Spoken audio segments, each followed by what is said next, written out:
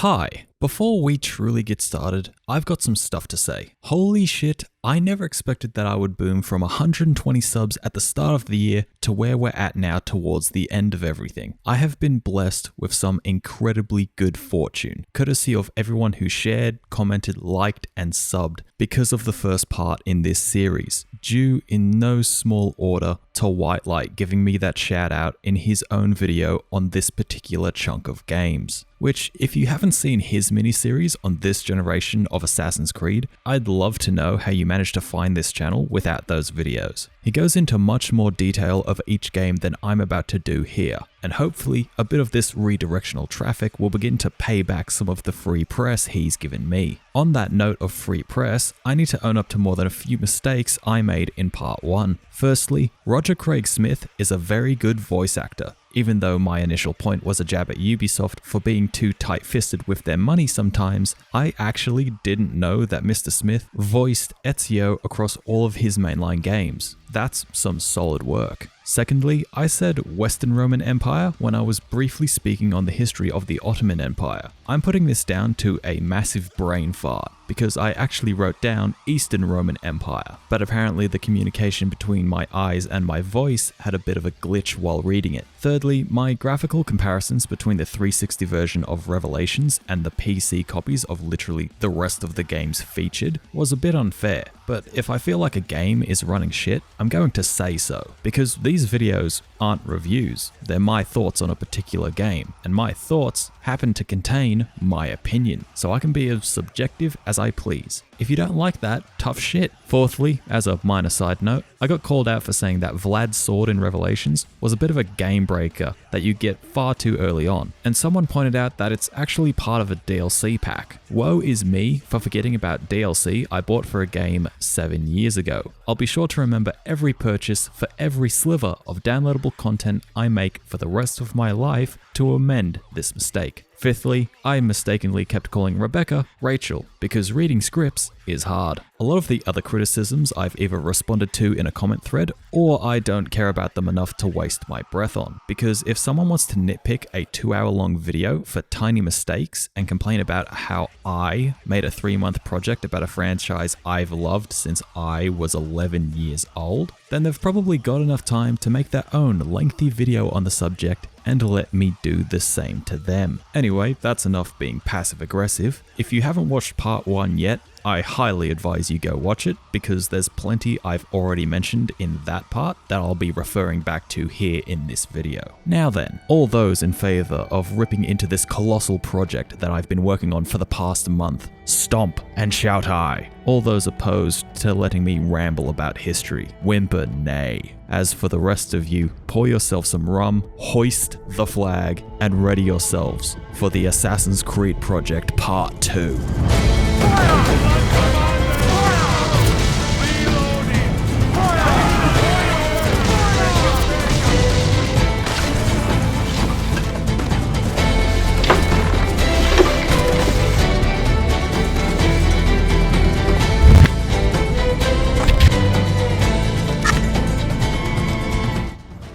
Assassin's Creed 4 Black Flag was developed by the big boys at Ubisoft Montreal, with a bit of backup from about 6 of their fellow studios around the world, set to release upon the masses in October of 2013. Now, I know what most of you are thinking, but hellfire, didn't Desmond die at the end of the last game? How is Abstergo still operating? Who is the protagonist? Why the fuck is the game so choppy? Where the fuck are we headed this time, and what can you tell us about the time period? Well, Abstergo being the multinational corporation that they are, they've got a bit of reach when it comes to covering up their dirty dealings, like real-world companies very much do. The protagonist for this jaunt through history is you, apparently. What a pitiful protagonist for a story. As for Desmond, yes, he is more than a little bit dead, but thankfully Abstergo cut out his brain to harvest his DNA before they presumably burnt his corpse. That's where the premise of this game comes from. You're using Desmond's DNA for the purpose of rewriting history through games for the sake of the Templars. Thusly, you can still view all of the memories from his ancestry. Concerning how choppy the game appears to be running at points, I legitimately don't have the foggiest fucking clue as to why it's running so badly. It's using the same engine that carried AEC3 just fine on my system, but this entry loves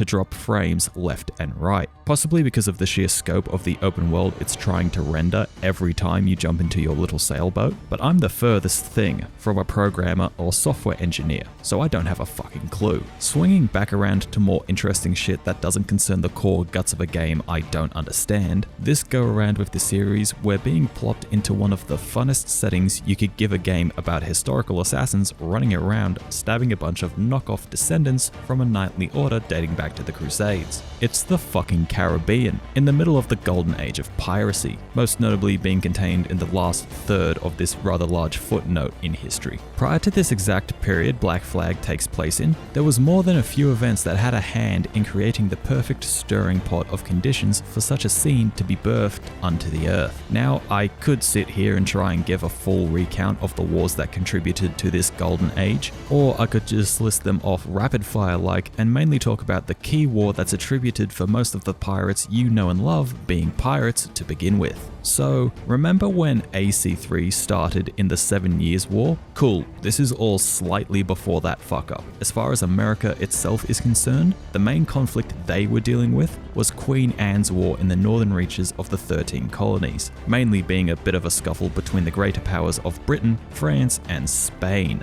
That last one is important for this game. Please keep in mind, I'm not a history channel. I just like reading and hearing about this sort of stuff. So if I get a few names wrong, refer to this picture. At the same time as Queen Anne's War, and perhaps a contributing factor to it, there was another little fuck up going down that was altogether a bit closer to the British and French crowns than that speck on the map known as America. This was the War of the Spanish Succession, as the most recent ruler of Spain, Charles II, died without fathering a child, but he did name Philip of Anjou as heir to the throne of Spain. The problem there is that Philip is the grandson of Louis XIV, the ruler of France. The slightly bigger problem with France inheriting all that Spanish land is that Britain had a little bit of a pact going with the Holy Roman Empire and the Dutch Republic, called the Grand Alliance. It should have been called the Fuck the French Alliance for all the purpose it served. Thusly, because of the usual political bullshit involving the ins and outs of treaties and inheritance, England went to war with Spain, who, courtesy of a man named Christopher Columbus, held a fair bit of land in Southern America, namely those smallish islands in that extremely cultured bit of the world known as the Caribbean. Yes, that's how you fucking say it. One geographical fact about the Caribbean is that there's a bunch of water down there, and England happened to have a pretty good navy at the time, but because having more than one conflict going at a time is a bad idea, they put out a general call to anyone who could tie a knot and load a gun to jump on the nearest ship and sail for the sake of the English crown to go fight the Spanish. Note that these private ships weren't manned by military men, however, as they weren't fully recognized soldiers in the British Navy. No sir. Instead, these men, and sometimes women, basically had royal permission to raid and steal from any Spanish ship they came across. These lovely people were called privateers, and as it turns out, they could make quite a lot of money doing this whole piracy thing. So, when the War for Spanish Succession ended in 1714, a lot of these privateers had that little royal commission of theirs revoked, waiving any free ability they had of raiding merchant ships and taking all the loot for themselves, lest they be arrested for piracy. But here's the thing, you actually had to be caught to be arrested. So if one could slip the law, they could do all the raiding and pillaging they desired. That's essentially the basis of the pirates you know. People who once had permission to do a thing, had that permission taken from them, then they kept doing it anyway. This is where you drop into the universe, inhabiting the body of Edward Kenway, former privateer, current pirate, and far too qualified for the life of petty theft and murder that his neck of the woods would normally entail. Following around this apparent superhuman from birth, you'll meet more than a few of the more famous pirates from the period. Anne Bonny, the red-headed beauty of Nassau, John Rackham, drunk skunk, Charles Vane, the absolute fucking sociopath and douchebag, Black Bart, who plays a key role in the story, Steedy Bonnet, maker of bad life choices, oh yeah, and motherfucking Blackbeard, Jonathan Thatch, the biggest Chad on the 7 seas. There's also a reference to another pirate from an entirely separate ocean. In this game, there's a few Templar hunts you can complete, normally a few missions each that work towards unlocking one of the endgame armors. One such hunt involves a woman named Jin Lang, a Chinese Templar. This character was inspired by the very real Qi Xing, also known as the Pirate Queen, who commanded 300 ships with a combined manpower of around 40,000 people. But how could a mere woman command so many men? I hear the incels in the back screaming as they hug their crusty body pillows. Qi Xing had a code of laws that were more than a little bit effective in keeping people in line, so to speak. Small things like giving orders that didn't come from a higher up would result in a beheading. Other things like deserting would result in ears being chopped off. Manhandling of any woman, even captured ones, resulted in a death penalty. In the case of infidelity, the result would have the formerly married man being beheaded or quartered, with their cheating partner being shot out of a cannon. Marriage was serious business for Qi Xing. She was such an absolute boss bitch that she was never captured in her 68 years of life and died a free woman. If there's only one thing this brief background of the time period should get across to you, it's that pirates, as people, were normally incredibly interesting personalities, which is probably why we have such an infatuation with the idea of pirates, the ultimate rebels sticking it to the man and taking all the booty for themselves. Until you remember that modern day pirates exist and you're immediately turned off sailing the 7 seas for the rest of your life. Anyway, how's that gameplay coming along?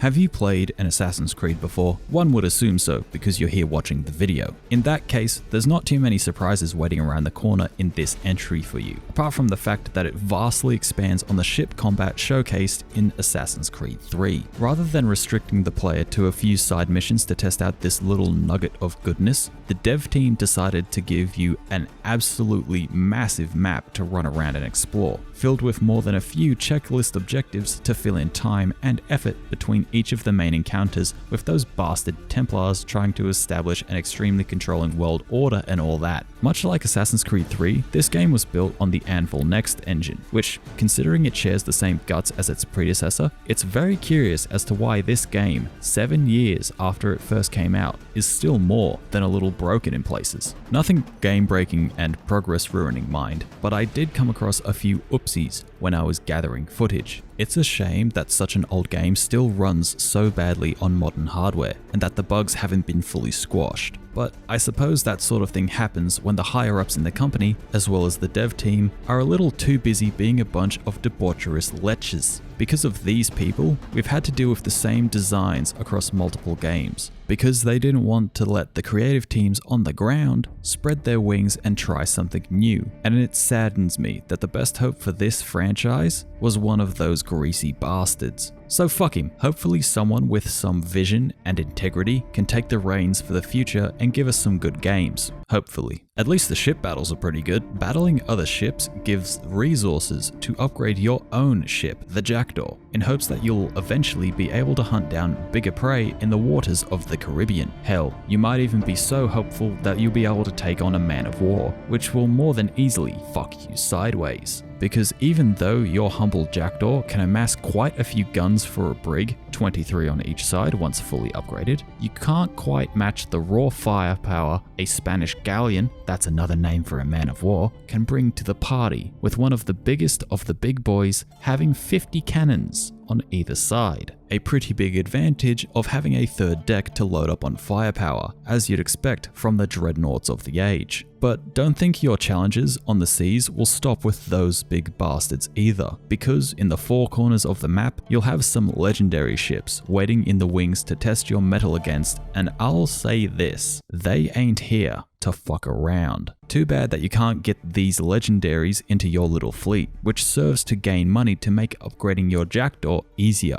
I don't know why you'd need this, because you'll be gift wrapped with enough funds to easily upgrade the ship at will. Moving past the combat, you've got more than a few forts you can raid and liberate for the pirate cause, making naval contracts available which have a net reward of a very nice set of pistols that top every other set in the game. You've also got the diving bell activities, which, if you're afraid of sharks at all, I highly advise you steer clear of, because these boys might only give you a slight nibble, but it'll make you jump every time it fucking happens. That's if the eels don't get you first, those cranny hiding bastards. There's also harpooning bits of the ocean, which mainly help to upgrade Edward himself, even if Peter doesn't like them too much. To very quickly touch on those upgrades, they're far too easy to complete early in the story. Hunting down the animal hides needed for the pistol and health upgrades is far too easy in my opinion, but that's just a minor nitpick from me. Removing ourselves from the naval parts of the game, which I'll come out right now and say this, the naval aspect of this Assassin's Creed makes this game. If it was removed in favor of the few notable locations you run through, this probably would have been the last game in the series. But because you're given your own little ship that you can look after and upgrade as you fulfill that childish fantasy inside of you to be a pirate, that separates this game from every other entry in the series. If there's one praise I can heap upon Black Flag right now, it's by far the funnest game in the series. Does that mean it's my favorite?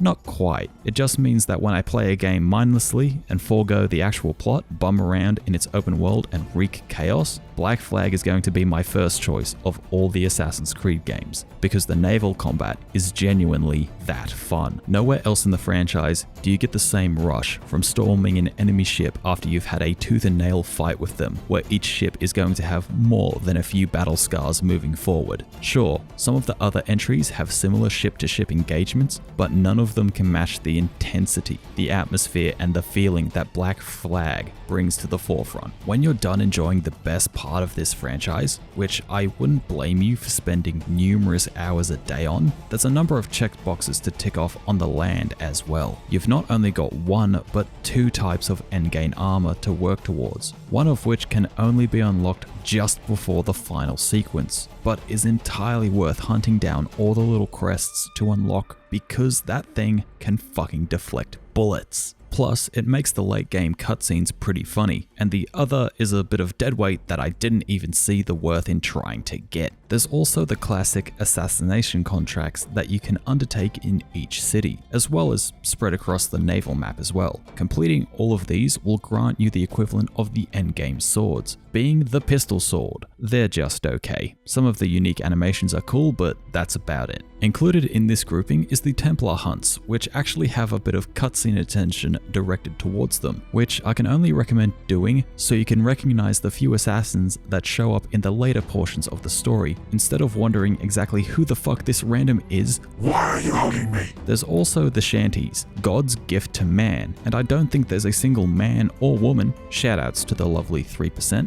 that experienced those marvelous sailor voices and didn't immediately beeline for those fuckers as soon as they saw them. The much less interesting side stuff includes the chest, the random secrets scattered about, the messages in a bottle that don't do much of anything, and the buried treasure maps that only serve to fund your constant upgrades for the jackdaw, as they fucking should. Shifting our focus away from the exploration side of the bullshit, we've got the combat. The counter kill is going to haunt me for the rest of my life. But thankfully, in the year since I made that first video, I like to think I've grown a little. While I still think that the counter kill is the biggest mistake of the series, I can appreciate the fact that it easily turns you into an absolute killing machine, as pointed out by one of the comments in part 1. Triggering a kill chain from a counter and tearing through a few enemies before you unload your 4 pistols and sweep the deck of a frigate, that's undeniably going to make you feel like a badass. I just like executing said badassery with a bit more finesse, but if you vibe the system, my opinion doesn't need to mean shit. You do you, fam. On that note of combat, the only new weapon you receive in this 4th entry is the blowpipe,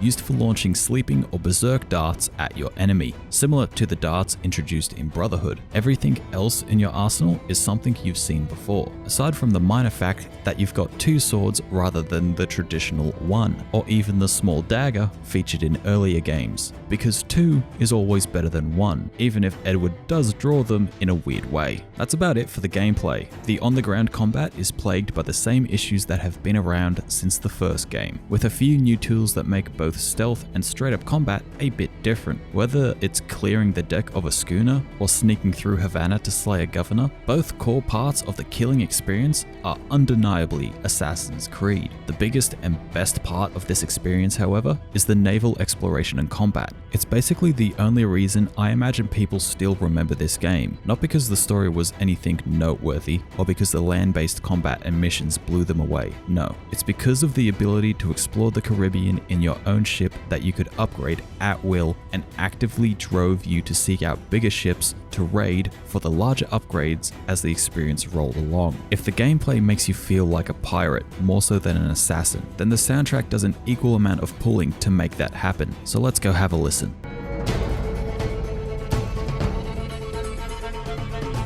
This time around in the series, the big heads at Ubisoft decided to hand the job of organizing instruments and stuff to their recent golden boy, who very nearly won a BAFTA Game Award for his last attempt with the company. That boy being Brian Taylor, who did the composing for Far Cry 3. And from what it's worth, this showcasing in Black Flag nearly got him a BAFTA as well, and it's easy to see why. A lot of the composition has those very grand and sweeping strings that have been tied to pirates ever since Disney made that one IP with that Depp fellow. But without the use of any native instruments that my ear could pick out, I'm very hesitant to call this soundtrack great, but I'm sure someone will call me out if I end up being wrong. Being that the soundtrack itself is about an hour and 3/4 long, there's a fair bit in terms of choice for examples of what tracks to showcase, but I'd be amiss if I didn't mention this boy first.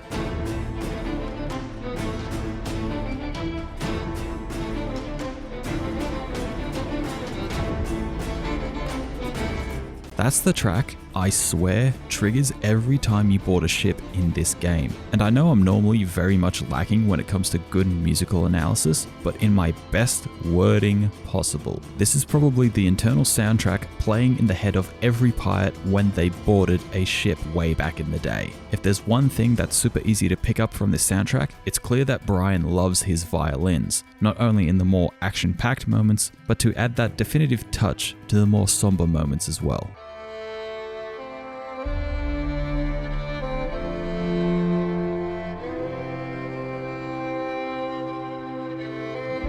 That piece hits in a moment when the person who turned out to be my second favorite character had his moment under the sun and lived up to the legend I had learnt about all those years ago in school. Of course, these are just the tracks I picked up on while playing the game, and then I listened to the OST in isolation to learn the track names and grab all the background music I could need for this video. Then of course, I happened to stumble across a track that I fully believe didn't play at any point in the game for me, because if it did, I'd like to think my ears would have pricked up something shocking.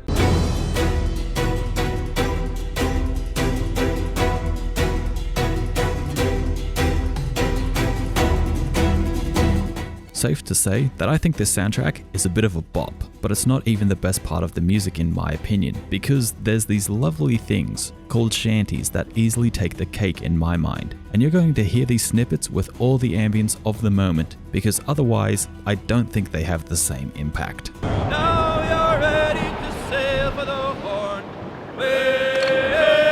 Roll and go.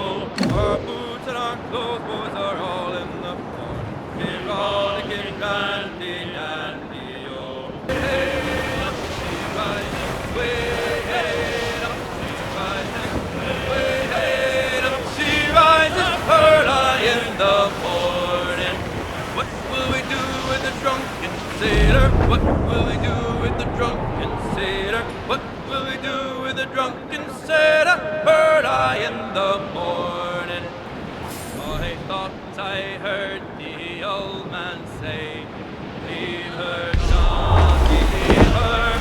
Tomorrow ye will get your pay, and it's time for us to leave her.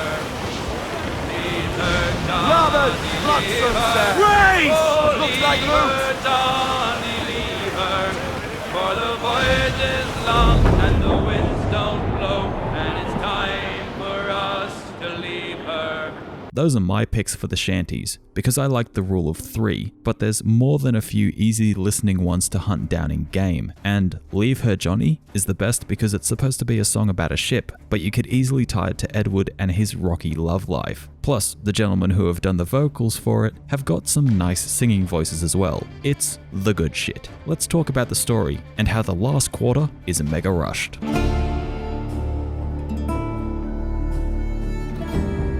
Okay, to be real with y'all for a moment, this is where the series overall really started losing me when it came to any sort of plot. Don't get me wrong, I like the story of Edward and his hunt for the observatory, but the modern day story, which was never great to begin with, dropped off the edge of a cliff. This time the story kicks off with a little sea battle, where we meet the lovely swashbuckler himself, Edward Kenway. You also get a very basic and book-ended tutorial for the ship controls, which if you were paying attention to the gameplay section, you'll be abusing more than a little bit. After your ship gets blown harder than Johnny's sins, you have a little run around with Edward while he chases a supposedly dangerous man who's largely unimportant, unlike the cargo he's carrying, being a map of Assassin's Bureau locations and a small glass vial intended for a man named the Sage. Posing as the man he just killed, Edward helps out a merchant being harassed by some lobsterbacks and makes his way to Havana, where he meets a few Templars unwittingly, being that he's pretending to be a completely different person until he can bullshit his way into a half-recognizable situation. Somewhere along the way, Edward murders a few assassins, not earning any good graces with them, after catching the Sage for the Templars right after his incredibly short escape,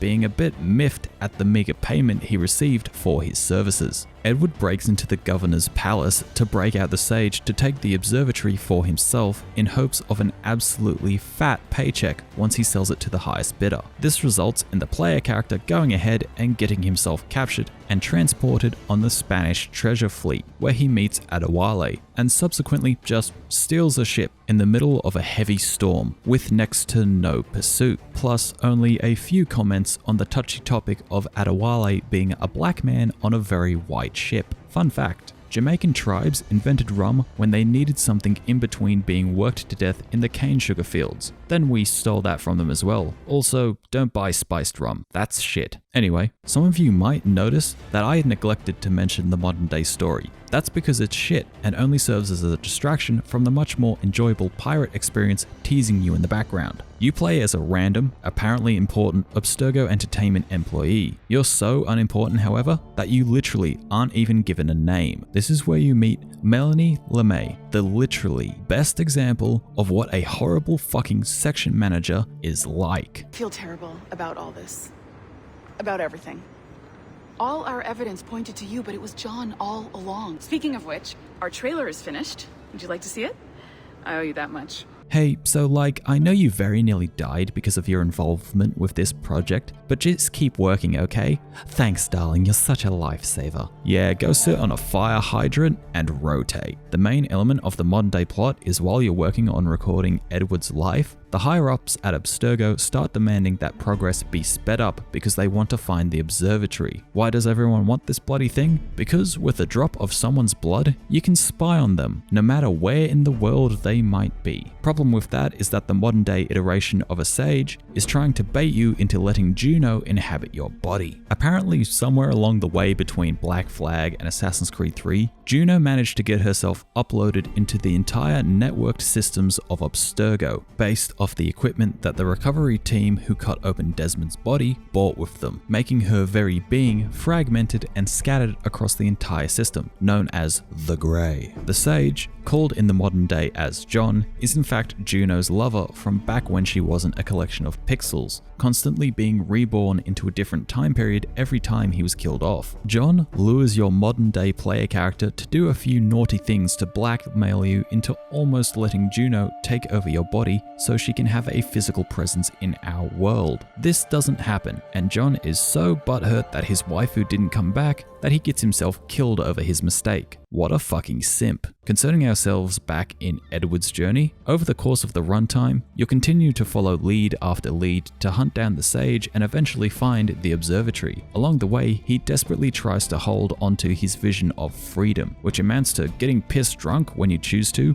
and raid any ship that looks half decent when the mood strikes. all in the hopes of one day striking a score so big that he can return home to his estranged wife Caroline and live a life of comfort. Too bad that before he even left for the West Indies, his pride drove Caroline away from him, and for all his promise of coming home with full pockets, he never really got to share anything he gained over his years of pirating with her. Rolling through the plot will slowly strip back the layers of the glamour a free life as a pirate has for Edward, with Nassau turning into a cesspool and a lot of his former friends either turning coat or dying. Blackbeard is killed like an absolute Chad, only after becoming the demonic legend that the Royal Navy sailors have nightmares about. Charles Vane goes insane and gets put down like a dog by Edward after they've been stranded, all because John Rackham betrayed Charles and nicked off with his ship. Ben Hornigold becomes a Templar and helps them with their plans of gathering blood for the observatory, up until Edward murders his former friend for taking the king's pardon for pirates and betraying the idealistic dreams they've had of a free republic.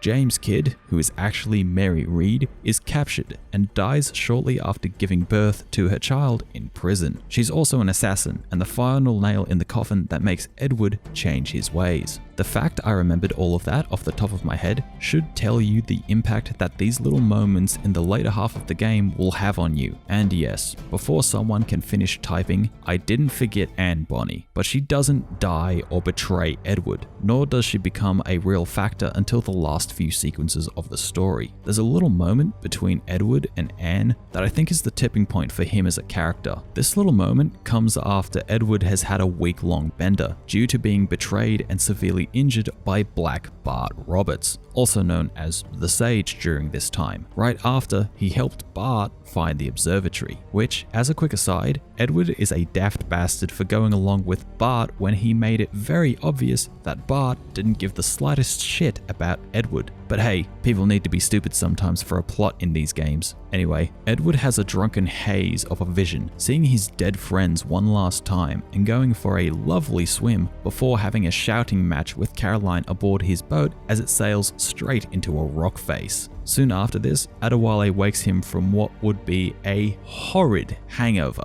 and tells him to head for the assassin's hideout they found earlier in the game, where Edward helps the mentor of this assassin cell fend off a few British Marines. This all leads to the moment with Anne, whose child was a stillborn, after having lost everyone he's known for the past few years, including a few people he fought a war with. Anne poses a simple and straightforward question to Edward.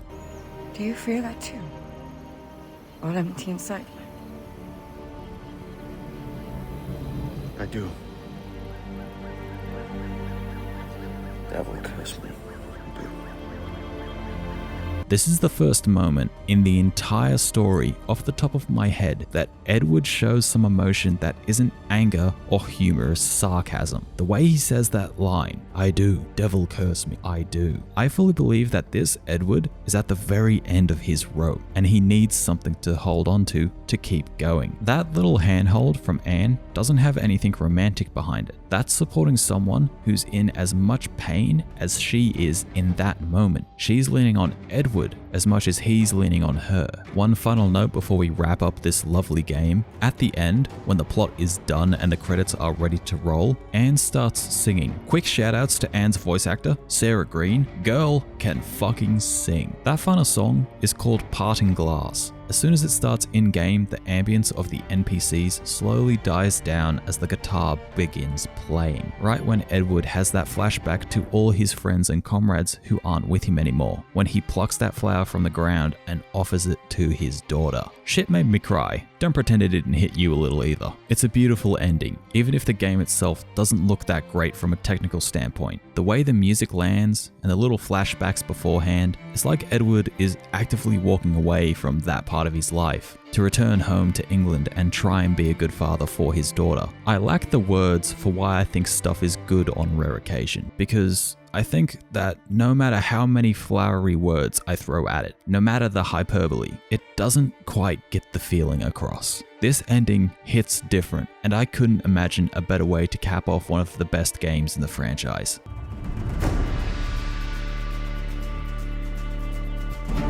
Assassin's Creed Black Flag is the best sort of game. It might be a narrative marvel, it mightn't be a technical or graphical marvel, but it's fucking fun, unbelievably so. It's the fun game you can play at any time in your life and fall in love with the ship combat and the raw feeling of being a pirate. The gameplay is classic Assassin's Creed, complete with the counter-kill spamming combat. Tossed in with a few more guns and a blowpipe to help out with the stealth segments, at least there's the offset of the Jackdaw, your own ship and baby girl to look after and upgrade as you play and turn into a monster of the seas, just so you can thrash the legendary ships when every other ship becomes a little bitch for you to bend over and dominate. Also, the Kenway fleet definitely exists, if only to earn more money that you'll have leaking out of your patchwork pockets because they're already so full. The soundtrack by Brian Taylor is a hell of a treat to listen to, without a doubt the best part of which is the sea shanties. And I have no worry in my mind that you'll be singing along to more than a few of them as you play and learn the lyrics by sheer volume alone. The narrative is so incredibly distinct from any other Assassin's Creed in the sense that you don't get to play as a titular assassin until the final moments of the game. And I think that's what makes this entry stand out. You're not one of the rigid, code-bound, hoodie-wearing edgelords, but instead a free-willed and chaotic neutral pirate that goes about and does basically the same thing an assassin would, but with a lot more charm and likability, especially compared to Connor,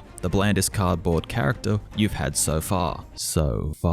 Plus, the notable moments are going to stick with you for more than a hot minute once they happen. Thatch and Mary Reed dying, the handhold with Anne, plus that lovely song and father-daughter moment at the end. I like bits of the story, but the modern day plot can disappear into the ether as far as I'm concerned. At the end of it all, we get a lovely cutscene showing Edward at the Royal Theatre in London with his daughter and his son, Hatham. Don't worry, this won't be the last time we see that lovable scamp, but there's a little detour we've got to take first, one where the hunters become the hunted.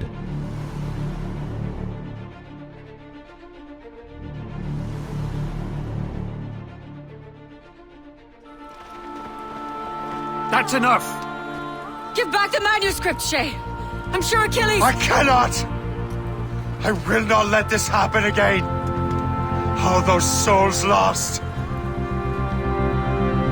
What more hardly matters. Shay!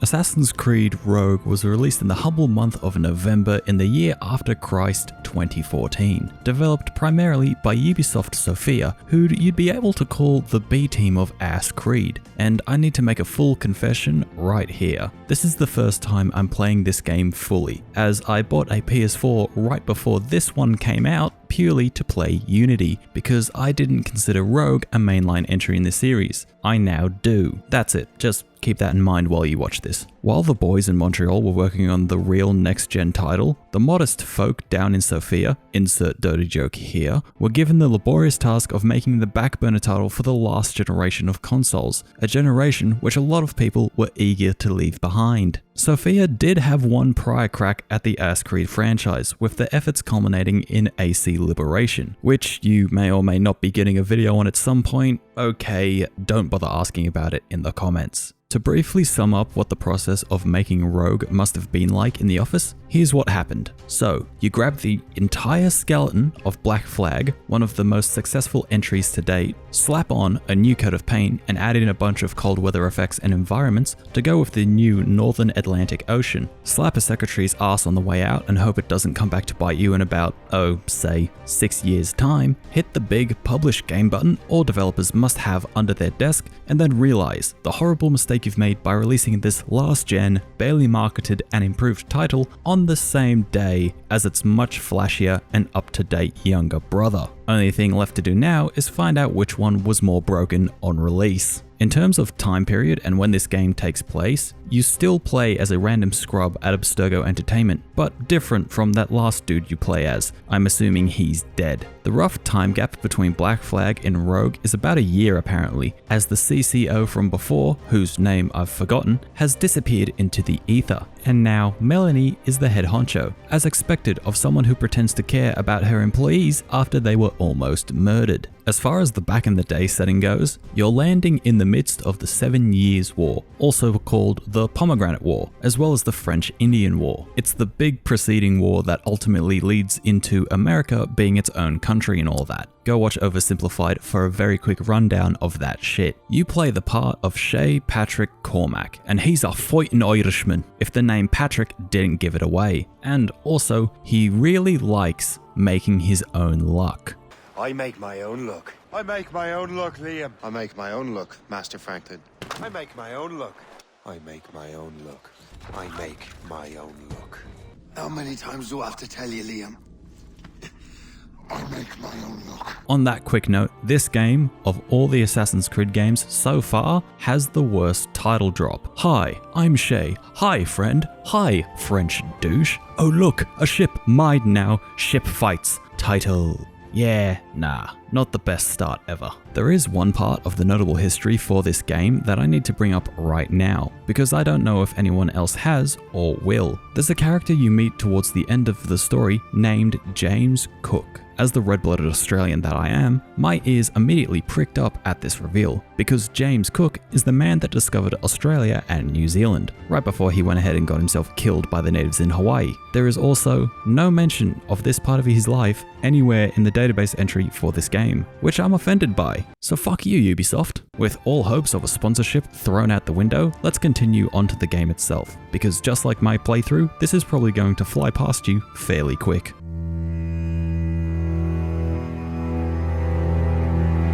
Guess what? This game is basically the same as Black Flag, except spread across 3 different maps rather than one massive one, with a few smaller city maps thrown in for flavor. You patrol around the sea and find different types of ships to mug for their resources to upgrade your ship, this time named the Morrigan, apparently referencing a bird from Irish mythology, normally spoken of as a crow, heralding the coming of doom or war. It's told from the Wikipedia article that the Morrigan gave her fighters a bout of courage to be insane in the midst of battle, whilst striking fear into their enemies. A pretty badass name for a ship compared to the Jackdaw. One thing I've immediately noticed about the Morrigan as opposed to the Jackdaw is that she feels like a much more mobile ship. It could just be my Dark Lord Zinch fucking with my waking mind again, but it seems to me that the Morrigan has a tighter turning circle. Maybe because the Jackdaw can have about 23 guns on either side of her, rather than the Morrigan only having 17 on each flank. I imagine having 6 extra cannons that weigh about a ton on both sides of a ship would probably slow it down a fair amount. Aside from being easier to steer, the Morrigan can also ram the shit out of everyone else, because of the rather impressive icebreaker ram, which can help you cut through sheet ice that would normally royally fuck the shit out of the hull of any ship not equipped to deal with it. Plus, you've got explosive rounds shooting out of your mouth rather than that boring chain shot. There's also the added dynamic of shooting icebergs to instantly knock out any schooners or gunboats that were in the wrong place at the wrong time. If you weren't in the mood for raiding passing ships for the resources, you could also liberate settlements for a sizable chunk of pay, as well as the same plantation raids from Black Flag, but without the super long cutscene at the end, as well as the classic naval and land convoys, all serving to upgrade the Morrigan for the endgame goal of taking on the legendary ship battles, which are just about as hard as they were in the last game, apart from that last one, which fucked me so hard I still can't walk properly. That Storm Fortress is a mean motherfucker, and a very pretty set piece. There's a few reskinned mission types to quickly mention while we're here as well. You can still liberate the taverns, thankfully, because where else would the Irishman keep his sanity? There's also the forts returning to the sea battles, as well as the gang hideouts. Think of these as this game's version of the Borgia Towers, having a short checklist of stuff you need to do in connection with killing the local captain to take over the district. Then there's the Assassin Interception missions, which is probably the most notable addition to the entire experience, putting you on the receiving end of the assassination contracts from literally every other entry, making you find the suspected target and defending them from pretty obvious assassins. Honestly, if this is how it looks on the Templar side of things for all of those contracts, then I don't think they're as dangerous as they're made out to be. Oh well, at least doing all of those missions gives you a sweet looking endgame cloak. Touching on the endgame stuff for a moment, in each Assassin's Creed game, there's normally a few goodies for you to snag from all your efforts. For most entries, it's a set of armor and a particular weapon. In Rogue, however, there's a few to choose from. It just depends on which one you like the look of and how much effort you want to commit to chasing down the requirements to unlock the bloody things. Personally, the Templar armor doesn't look like it's worth the effort, so I didn't bother. The Templar Master Kit looks dank, but the Storm Fortress, as I've said before, fucked me sideways. And the native armor is definitely a thing that you can unlock, but you'd better play the prerequisite story mission to actually unlock it, unless you're like me and play these games in the worst way possible and tick off everything as soon as you can. Then there's the Viking armor.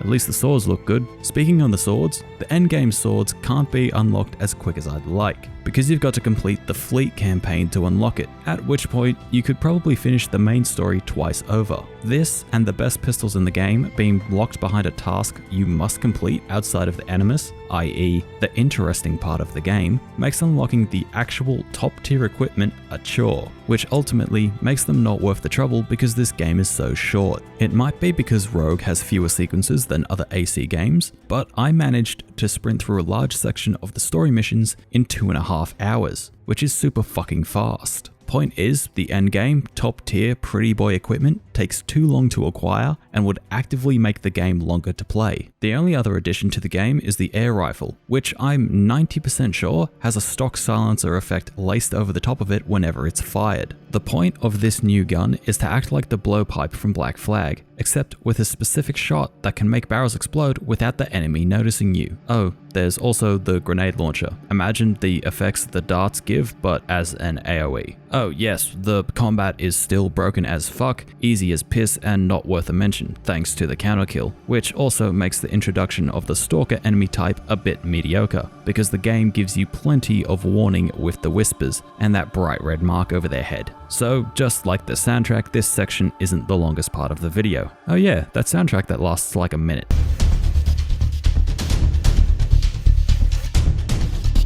This time around, the soundtrack was composed by one Alista Alexandrova, and for the first time ever on this channel, this is the composer's debut work. Even with that, however, this is also the shortest song listing from the whole series, being only 54 minutes long. Normally, I'd touch on whether the composers have used some of the native instruments of the region to help immerse the player into the time and location they're currently experiencing. Thusly, based off my definitions, this isn't a great soundtrack, but there's still a few good tracks that are a little bit moody and nice to listen to.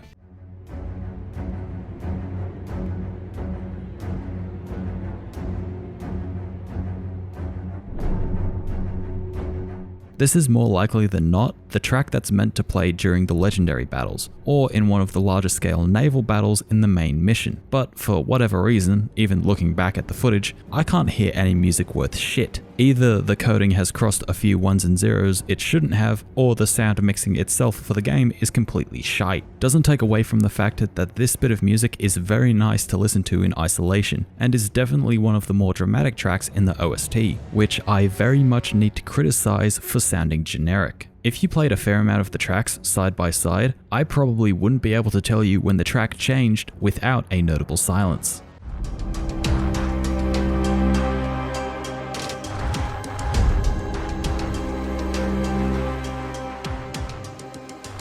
On the same note as that criticism I just made, however, I also have to praise Alesta for adding in some electronic elements into the mix to spice things up a little. Sometimes it's as little as a distorted bass line to add some body to the music, sometimes a bit of an electronic keyboard laced with choral vocals and some drum pads. Then you get the track that plays inside my head every time I need to go outside and interact with people. Ugh.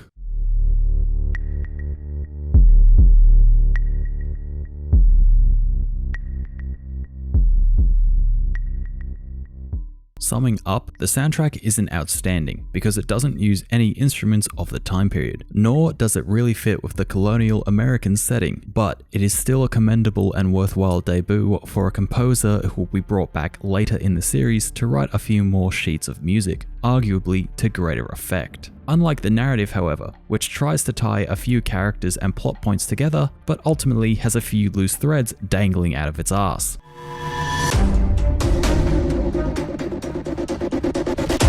the beat for beat plays to this sort of tune. You're another completely random Abstergo Entertainment employee, tasked with scrubbing through the genetic data vaults for all that good material that Abstergo can use to rewrite the common consensus on history, because he who controls the past controls the present. One day, your unsuspecting employee is trying to crack into a file under Shay Cormac, the titular rogue you'll be spending the interesting part of the story inhabiting. Shit goes a little sideways and you trigger a sleeper virus that infects the entire system and lets the assassins take a lovely peek at Abstergo's servers. While everyone else is evacuating, you're forced to stay behind to clean up the mess you made, because that's how corporations work, right? Rather than just fire the offending party and moving on to someone new. No, instead you're forced to stay behind with the security staff while they secure the building. But for whatever reason, they can't reboot the servers. I'm pretty sure the game gives you a reason, but this whole setup is an excuse to jump back into the Animus and experience the part of an Assassin's Creed game that literally everyone buying the fucking game actually wants to see. This, of course, is all after the title drop, which I briefly covered earlier. Diving back into history and the body of Shay, you go through the normal motions of tutorials and meeting characters that'll all die later on, with the main point being made that the assassins are happily hunting down a bunch of Templars that look like they're about to kick the bucket soon anyway, in the hopes of tracking down a manuscript and a box of precursor origin to show the location to something. It's evident in the plot that the assassins, you know, the apparent good guys, are going in blind to what secrets this little mystery might hold. And to spoil the plot, it doesn't end too well. Instead of housing something like the apple, designed to mind control and bend crowds to the wielder's direction, or even the sword, which was used by Jeanne d'Arc in her little moment of history, as well as that one game I'll be talking about soon. Don't worry, we're almost there. Instead, this buried precursor site, tucked under the delightful neighborhood of Lisbon, holds a tree of all fucking things. When Shay goes to play with this big shiny, like Achilles, yes, that Achilles, told him to, he causes a little bit of an earth shaky and very casually raises the city of Lisbon to rubble. Now, I know that in the first part I said that two sides willing to do everything to win a war is a good setup, but blindly fiddling with ancient technology you know can be extremely dangerous is plain old fucking stupid. Don't tell me that it's so the assassins can beat the Templars to the punch and make sure they don't shift the earth as a power move to take down an opposing king or something. It's made pretty obvious that the entire Brotherhood is either stringing Shay along by the nose, or they're all so blind by battling the Templars that they've forgotten one of the core tenets of the creed they live by: stay my blade from the flesh of the innocent. If you're tampering with big old bits of ancient technology, maybe a bit of a cautious approach is advised. I'd argue that just keeping the box and manuscript out of the Templars' hands is a good option. Bury the fucking things deep underground, rather than using said technology just to make sure that the enemy don't find it by chance. Because of this little fuck up in their leadership, Shay is rightly pissed off at pretty much everyone, mainly Achilles, but also everyone standing in his way, reasoning that in this situation, the assassins are just as dangerous as the Templars. With this literal earth-shattering technology, he makes the decision to betray his brothers and sisters, steals the manuscript,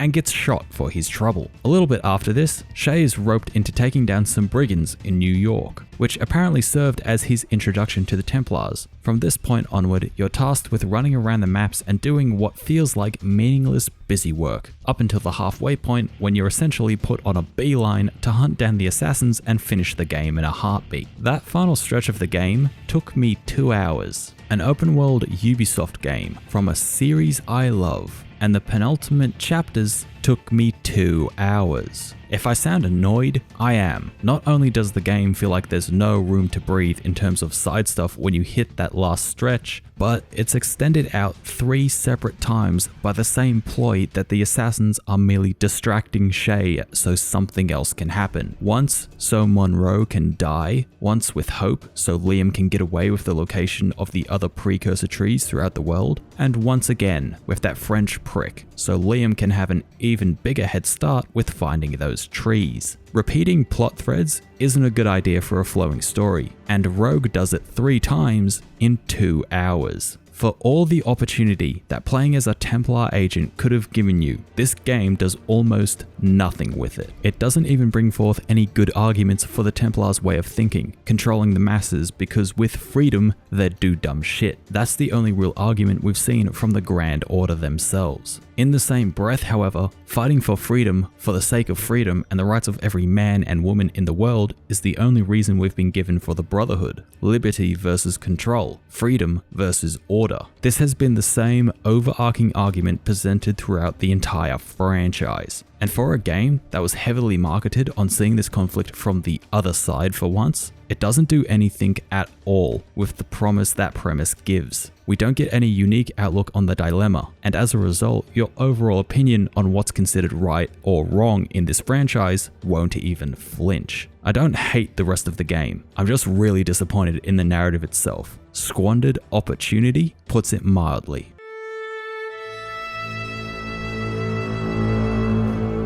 From the standpoint of a longtime fan, you could probably skip Rogue and not miss out on much. From the view of someone playing through the series for the first time, I'd say there's still plenty of content here to satisfy yourself with. The gameplay doesn't shake up the formula at all from what Black Flag brought to the table, aside from all the environments in the North Atlantic, which, when the light catches the frame just right, has some very nice looking locations. Too bad that the missions and activities taking place in them aren't all that different from what you've experienced in the series before. The only noticeable mission type being the assassin interceptions, because they give a slight variation on the tried and true method of killing time for the player, as well as the legendary ship battles genuinely being pretty hard and entertaining to try and finish. Plus that one massive ship battle with Captain Cook in the middle of the story. The soundtrack for the game is on the short side, but it's a well-rounded experience that doesn't pull punches on having a wide selection of battle music to cycle through every time you get into a fight. It's doubly impressive that this is the debut OST for someone who would be invited back to compose for the series later.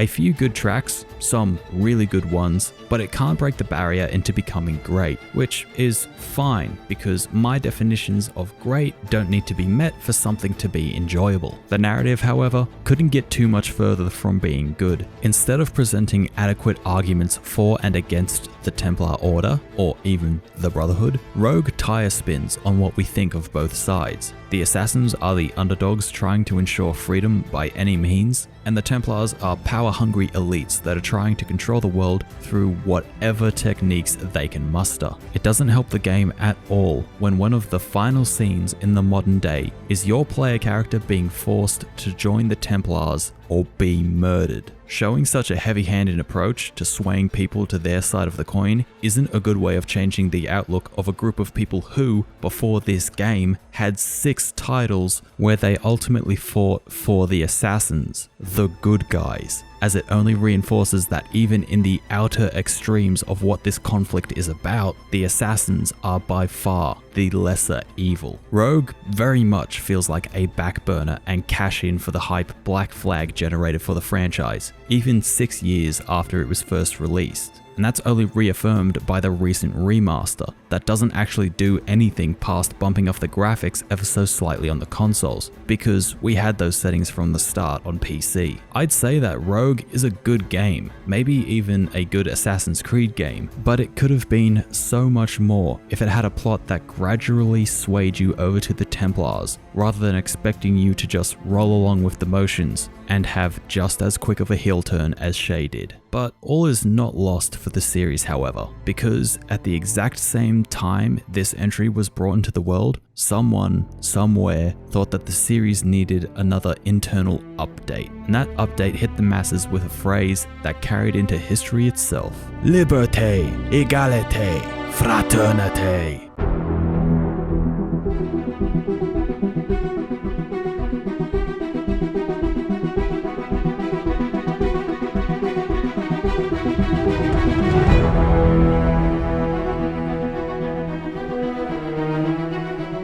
Unity was released on the same day as Rogue in 2014 and, in my mind, is very much a milestone in the series, Beginning its short life just after Brotherhood was released back in 2010, a large part of the development team was broken off in the early days of AC3, these lovely people being the ones that are good with the numbers and the coding, giving the humble Anvil Next engine an upgrade to 2.0. The primary parts of development were handled by the A-team in Montreal, with no less than 9 other studios lending aid to stitch the game together into something semi-playable. And I can thankfully say, even after years of patches after release, this game, this pinnacle of entertainment, much to the denial of some, is still plagued with issues and bugs that can either cause a minor inconvenience or a hard checkpoint reset. Hell, I even had such a hard crash at one point that my entire computer seized up and I had to manually restart the PC from the motherboard. For those on consoles, imagine if the game froze and the only way you could get back to playing again was ripping open the chassis of your precious gaming machine and using a screwdriver to jump a specific set of pins. These are the lengths we must go to for games, and I'll be touching on more of the bugs when I talk about them in the gameplay section. But where might this entry in the series take place? Thanks for asking, horribly misinformed person inquiring for my knowledge on history. Welcome to France. French Revolution France, also known as the time you could literally have your head chopped off for using the wrong phrase in front of certain people. You could very easily say that the French Revolution itself was a byproduct of the American Revolution, because the French funded the American colonies when they were having that little scrap with Britain. This was a very poorly thought out and generally bad idea for the French, but that's the sort of thing that's going to happen with this dude at the helm. Louis XVI got a very shit hand dealt to him in life, being born into the monarchy of France when the economy was utter shit, and proceeded to get even worse when they were on the losing side of the 7 Years' War. Louis didn't help himself too much when he decided to finance the American Revolution either. By the by, France was a monarchical society at this time, composed of the 3 estates. You've got your peasants and workers and bottom feeders in the 3rd estate, that'd be you and me. The 2nd estate was the nobility, aka the people who didn't actually work and, at most, signed bits of paper to have shit happen in their name. These same dudes were pretty notorious for throwing parties every other day. Then you've got the 1st estate, the clergy, the messengers of God, and pocket pinchers both in the forms of the communal donation bowl you get at mass and the church tithe, a mandatory donation of your harvest, keeping in mind that the taxation rules varied region to region, and the peasants were literally the only ones subject to these taxes. Couple this along with the peasantry being hit with not one but 2 different waves of tax collectors, both from the local lord and for the royal government, and a lot of people were a bit miffed at the fact that the king and those filthy highborns were having constant parties,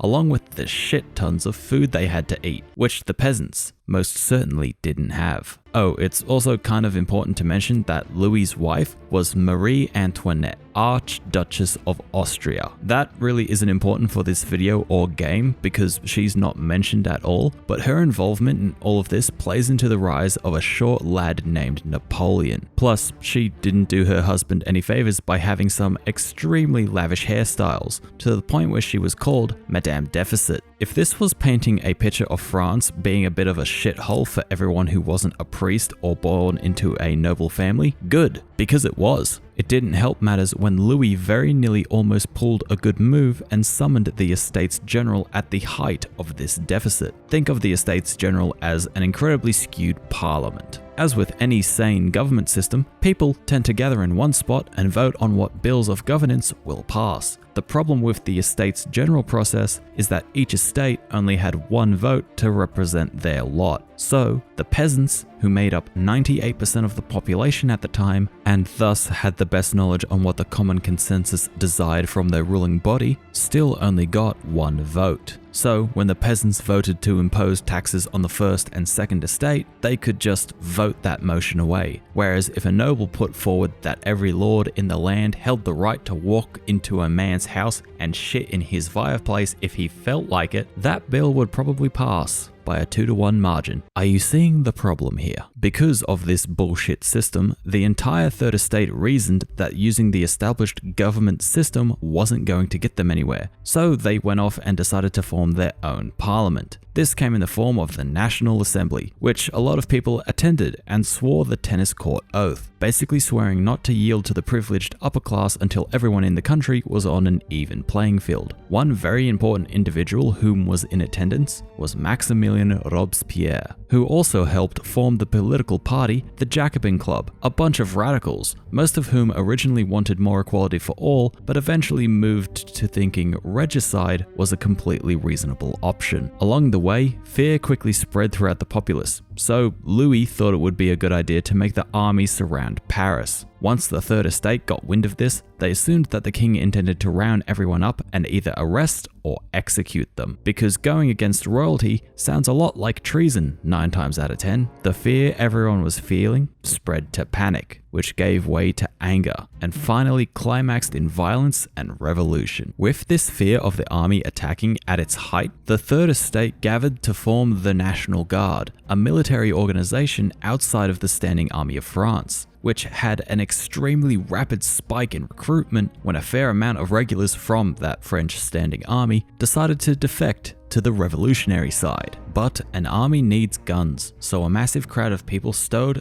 the Hotel Les Invalides, a military hospital with more than a few guns just sitting around. But with this solution came another problem. The hospital, a place for treating wounded soldiers, didn't have any gunpowder to go with the rifles just sitting around. That's alright though, because there was this massive prison fortress you might be familiar with from the game, as well as the popular band that shares the same name, that serves as a symbol of royal tyranny and had all the gunpowder the filthy, starving, pox-ridden masses could possibly need. Le Bastille. This is where Unity drops its title card. As you escape the coming slaughter at the hand of the revolutionaries, you're dropped into Paris to explore, get into fights, and be ruined by the revised combat system, and to complete another 3 story missions before you're fully out of the tutorial, which, much like this opening section, stays around for way too long.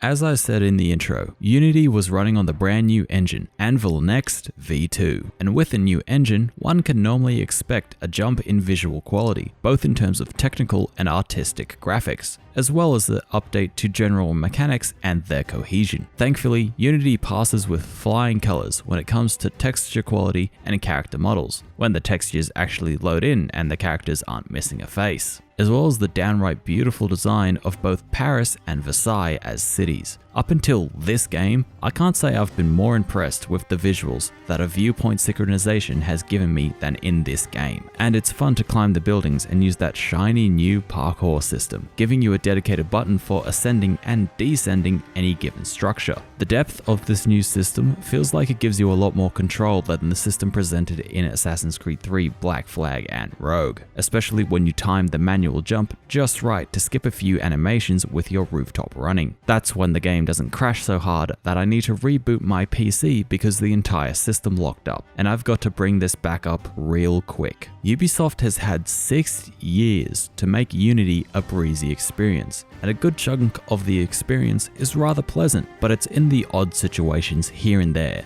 the once in a whiles, that make this game rather infuriating. A game that's consistently breaking can be entertaining. There's something to be found in shit going wrong in the middle of the experience. But when it's something minor, like the player character getting stuck on the environment, animations not quite lining up, the combat system not engaging quite like it should, and you taking a shit ton of damage as a result, and enemies parry not lighting up and that being the reason you get murked in combat, or a random NPC going semi-hostile and turning immortal in the same breath. None of these are game breaking, sure, but spread out over the course of about 20 hours with complete randomness and sometimes in the middle of a story mission, yeah, nah, this game isn't even close to being fixed. Maybe the skeleton itself is a bit broken to begin with. This is exactly not what Unity needed to succeed, because the game was even worse at launch. And for a game that should have stood as the evolution for the series moving into the next generation, it instead stands as a hallmark for how badly AAA games can turn out. even when they've had years of development put into them. Might be because the coding uses 2 separate languages across 15.5 million lines of code, or maybe Ubisoft is just bad at making games. As far as changes to the combat loop itself go, the devs swapped out the blowpipe and airgun from the previous 2 entries to the Phantom Blade. It's alright. It's not all bad, however, because thankfully the counterkill system has been completely purged. Unity switched out the counterkill for the parry system, not directly allowing you to insta-kill whoever decides to hit you first, but instead giving yourself a brief second of respite before they come back with another attack, or staggering your opponent and opening them up for a hit or 2 of damage before the dance resumes. Like I said earlier, I can appreciate that some people feel like a killing machine thanks to the counterkill enabling you to utterly rip through scores of enemies, but this parry system that forcibly extends the fight a little and makes juggling multiple opponents harder, all of which have much narrower windows between which random goon attacks you, is exactly the change of pace that the series needed in my opinion. Not the stand still and wait for an enemy attack to start a kill chain, not a hidden blade one-hit kill system, not the perfect dodge slow-mo button masher we'll get in the future. This. Measuring your attacks so you don't overcommit and get parried yourself, rolling away from the center of a group and throwing a quick grenade to escape. Some actual threat when you run into some high-level enemies. This is what combat should have been, and when it's working, it's genuinely tense. Still capable of letting you take on groups of enemies, but just as capable of dragging you into a complete ass-fucking of a fight. The keen-eared of you will notice that I said, when it works. Just like the rest of the game, the combat can break at any moment, primarily in concern to ranged enemies. The combat should normally flash an icon to let you know an enemy is aiming a gun at you. Sometimes, this very important flash straight up doesn't happen. On the odd occasion, the icon will appear for a quick second, but the enemy won't be considered in close enough range to initiate the usual sequence. So they very quickly shoot you with little to no prompting at all. This same system applies to the most dangerous enemies in Paris, the gunners. So when the icon doesn't flash, or even appear in some cases, you can expect a good 2/3 of your health to vanish into the oblivion. Having an otherwise good system poked with a few glaring holes is a constantly reoccurring theme with almost every aspect of this game. For the other side of the gameplay, the exploration, there's a fuck ton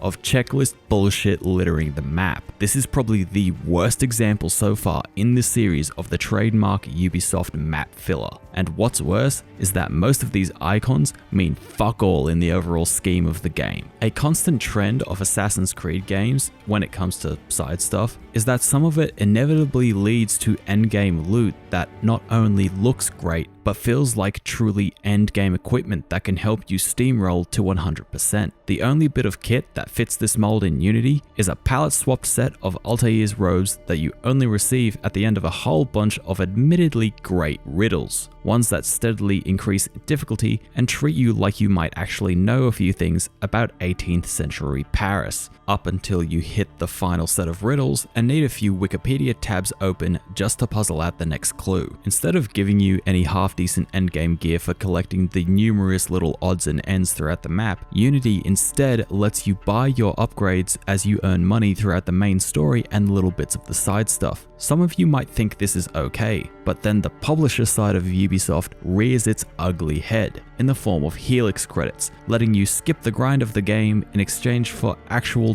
dollars. Some of the bits and pieces of equipment look pretty nice, and the stats are a nice bonus. Credit to the costume designers for making so many different pieces of kit look nice in any number of combinations. The only other problem you run into with the equipment, however, is that some of the pieces are locked behind completing the co-op missions, which you can try and do yourself, but they are in no way designed for a solo player to attempt, so you might not see most of the top grade equipment unless you're willing to go into a public lobby for a highly unstable game that'll have 4 players capable of fucking everything up. Thankfully, there is some equipment you can get instead through the murder mysteries, which is the most worthwhile side content because it can both provide a challenge and give you decent equipment progression along the way. For the game that should have been the first step into the next generation, it's dragging around a lot of bloat that aged the game terribly, which sucks because the visuals are great, even 6 years after they've debuted, and yes, even when some of the characters' faces look like overly smooth Play-Doh. The visuals are good, but the bugginess of the engine, the cluttering of the map with meaningless checklist items to collect, and the ultimately pointless side quests that don't amount to anything worthwhile all kneecap the game from being as good as it should have been. If the riddles actually unlocked a decent set of armor, maybe being restricted to 12 or so riddles that unlock over the sequences as you play, and the murder mysteries rewards with the second best sword in the game when you complete their stories, that would have made the game a bit better in my eyes. Rather than trying to split development time between the Paris stories, murder mysteries, the riddles, the social club missions, and the co-op and club contracts, focus in on one or two of these elements instead for a more quality experience rather than a larger quantity of mediocre bullshit. Good thing mediocre is the last thing I'd call the soundtrack.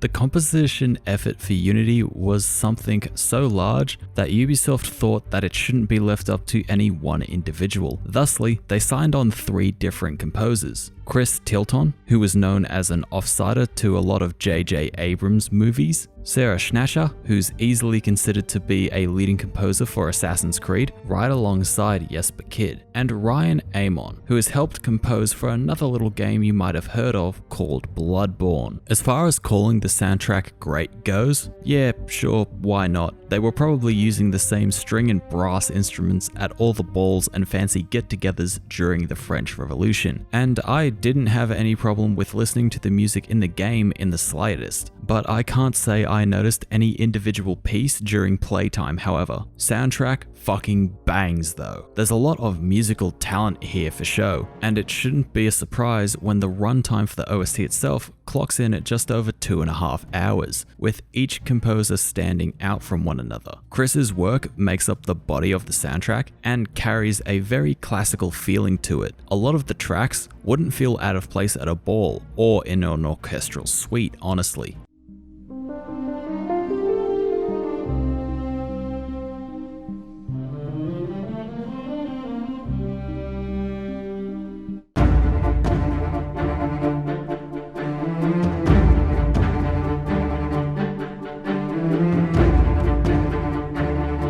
Chris uses a lot of the standard orchestral instruments you normally expect from most given compositions from games, while Sarah's approach adds in a little bit of electronic synth, some choral chants, and even the odd marching drum if my ears are right.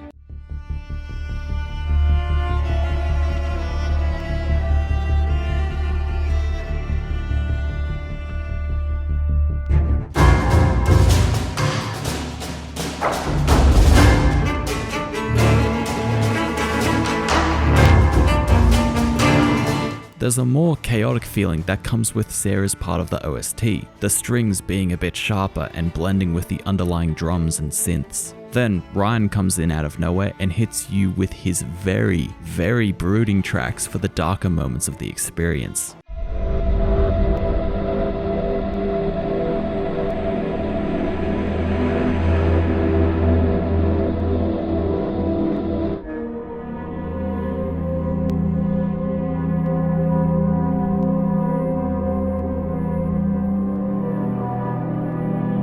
I've got to quickly say as well, Ryan has a whole lot of 5 tracks in the listing, whereas Sarah and Chris each have more than 10. So I think we know who got the short straw and small paycheck from Ubisoft, probably. Maybe the writing team blew too much of the budget creating the narrative.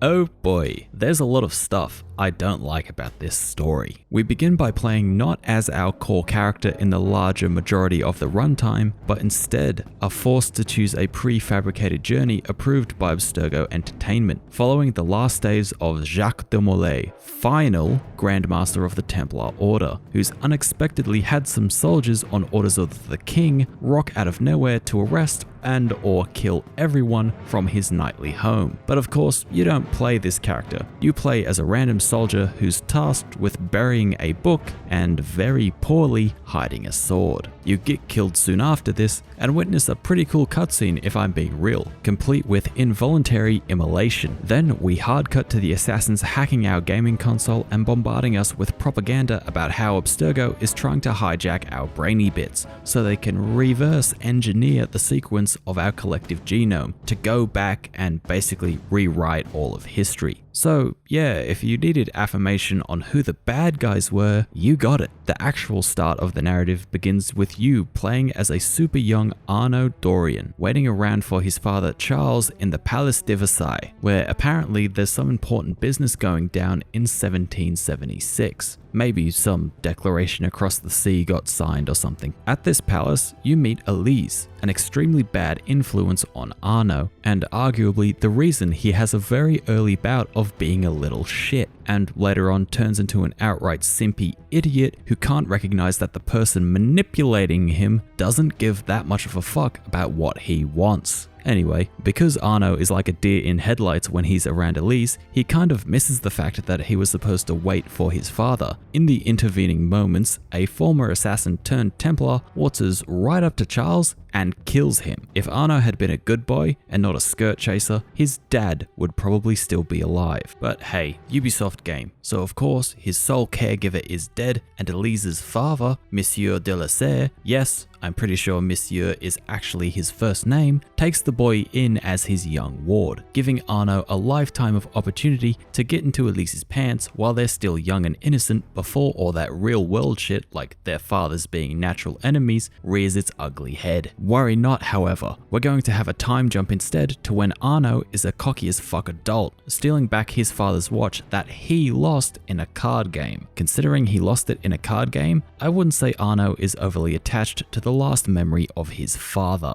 After a little chase and returning to the de la Serre manor, Arnaud catches a man running after his guardian in hopes of delivering a message. Arnaud takes it from the man, who is very unfit to be a message runner in any capacity, and says, "Don't worry fam, I got you." Then proceeds to lose the correct carriage and decides to bugger the message off under the door of Monsieur de la Serre's office so he can find it when he gets home, because Arnaud has his mind on other things, namely getting inside a party so he can get inside Elise. One thing leads to another, and Arnaud is found at the crime scene of Monsieur de la Serre having his life force hefted out of his body by a poisoned pin, after which he is thrown into jail, where he meets... I've legitimately forgotten this dude's name, but you can see him on the screen. This guy loves calling Arnaud pisspot and is almost a charming character. Too bad he doesn't do much in this game. Then that whole fire at the Bastille happens, and this veteran assassin escapes with Arnaud and more or less ushers him into the assassin order itself. Then the rest of the narrative takes place up until Elise dies at the end and Arnaud murders and hides the remains of a sage. Now you might be asking, is there more stuff in the middle of the story? Yes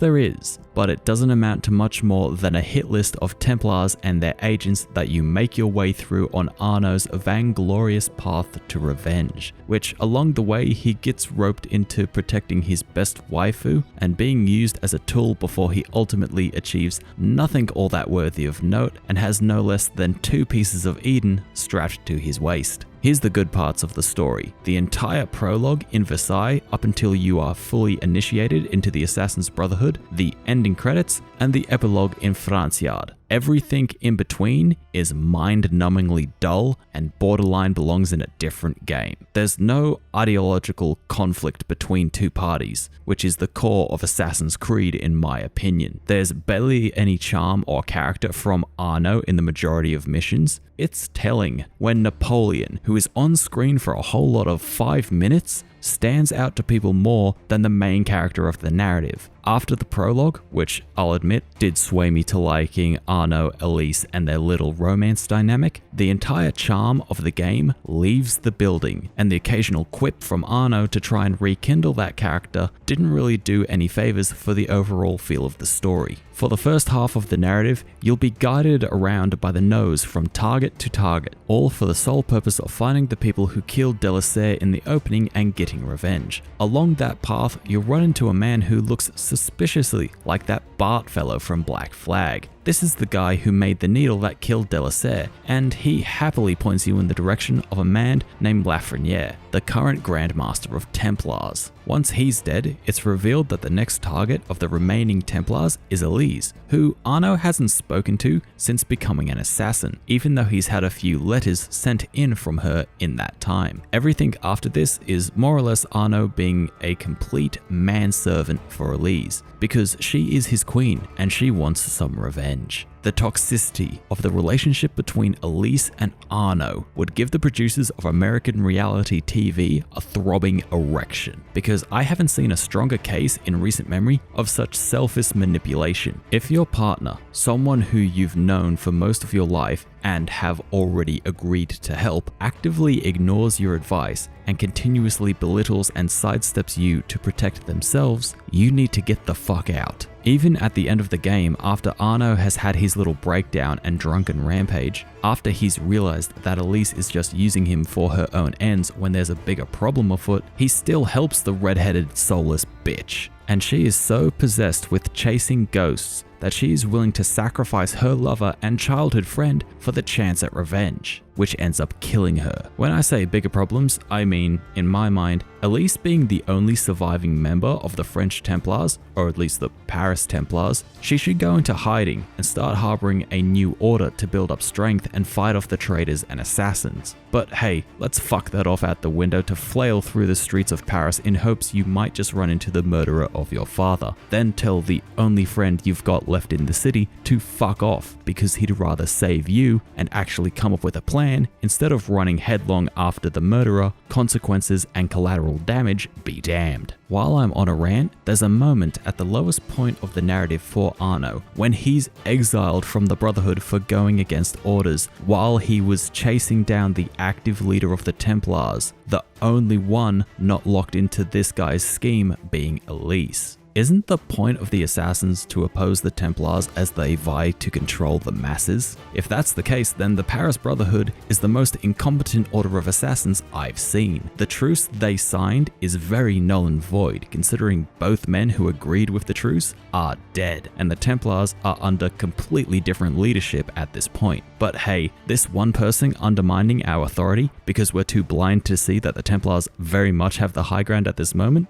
Get them the fuck out of here. The narrative should have been better. It could have been better. If it had had the battle of ideologies between Elise and Arno throughout the game steadily escalate as they hunted down Germain, that would have been better. Do they trust each other because of their history, or do they keep each other at arm's length because of their order's beliefs? You could have had Elise find Arno shortly after he joined the assassins rather than once he escapes the Bastille, and ask him for his help in finding Germain, because she's already aware of the internal uprising in the Templar Order. Arno agrees, and they have the odd cute moment here or there, but where Arno is the cautious peasant scalpel, planning out and stealthily executing his missions like a methodical stalker, Elise is the strong-headed and brash noblewoman, charging into her enemies headlong and using force and intimidation to gain information rather than espionage. The free epilogue chapters that are part of Dead Kings, which is free DLC with every modern copy of Unity, are pretty one note, but the atmosphere the small village of Franciard carries with it, the gloom and how utterly dead everything feels, that's fitting for the end of this narrative, because the woman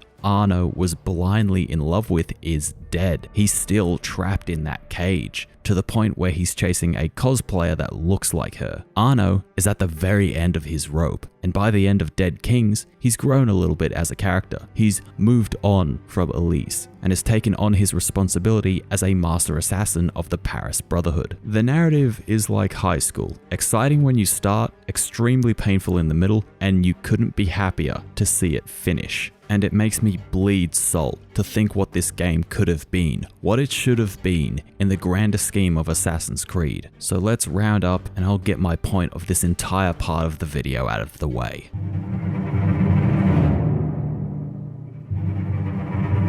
Assassin's Creed Unity is still an incredibly pretty game with a fun setting to explore, a very nice fresh skin for the parkour and delightfully different combat, as well as an excellent composition and pleasant soundtrack by 3 very talented people. The gameplay offers up some key changes from the trends of previous games, primarily in concern to the combat, while the exploration is further plunged into the depths of the horrible checklist gameplay loop that open-world Ubisoft games will be mired in years to come. Anvil Next 2 was an engine prime for the next generation, but it didn't run stably enough to convince many that the upcoming entries to the franchise were going to be anything other than pretty to look at, in the spare moments when some part of the code wasn't utterly crumbling to pieces. The soundtrack is probably the best part of the experience, a commendable effort on all 3 fronts by the artists involved. Starting generic, yet very solid to the ear, and developing into a semi-experimental comp that gives way to the brooding climax to fit with the end of the whole thing itself. The narrative starts good, becomes bad, and ended a lot better than I was initially expecting. Assassin's Creed Unity, as a game, started with high hopes, which progressively petered out into disappointment and boredom, and ended with a shoulder shrug and hope that the next game can do a better job. This isn't what the series needed it to be. In the overarching life of Assassin's Creed up to this point, AC1 was the concept piece to launch the franchise. AC2 was the next leap that grabbed worldwide attention and continued to build hype for the penultimate chapter throughout the Ezio collection. AC3 was the climax to almost 6 full years of build-up, and for all the negativity that game came with, it did finally close out Desmond's story and give us some finality until the credit cliffhanger rolled around. Black Flag was a pleasant surprise that bought time for Ubisoft to try and figure out what the fuck their plan for the future was. It also probably had the unintentional effect of reminding people what a fun Assassin's Creed game felt like. Rogue, for the few people that didn't have a PS4 or Xbox One at the time, spun the tires a bit more until they experienced Unity. Unity, the mark for the next evolution of what Assassin's Creed would be moving towards, with its new engine, new combat, new parkour, and a new pair of consoles to couple it with.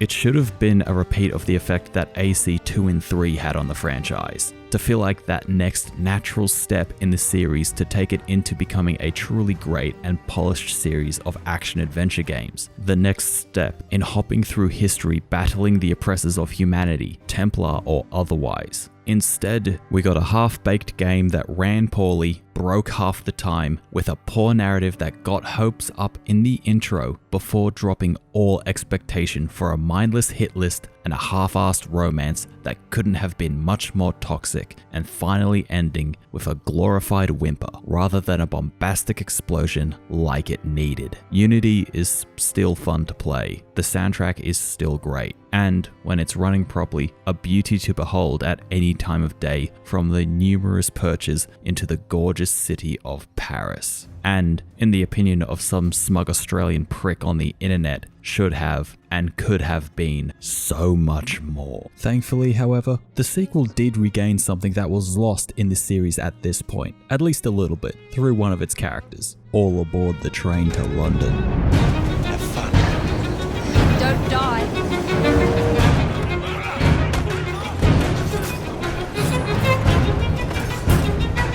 Ladies and gentlemen, the unstoppable Fried wins.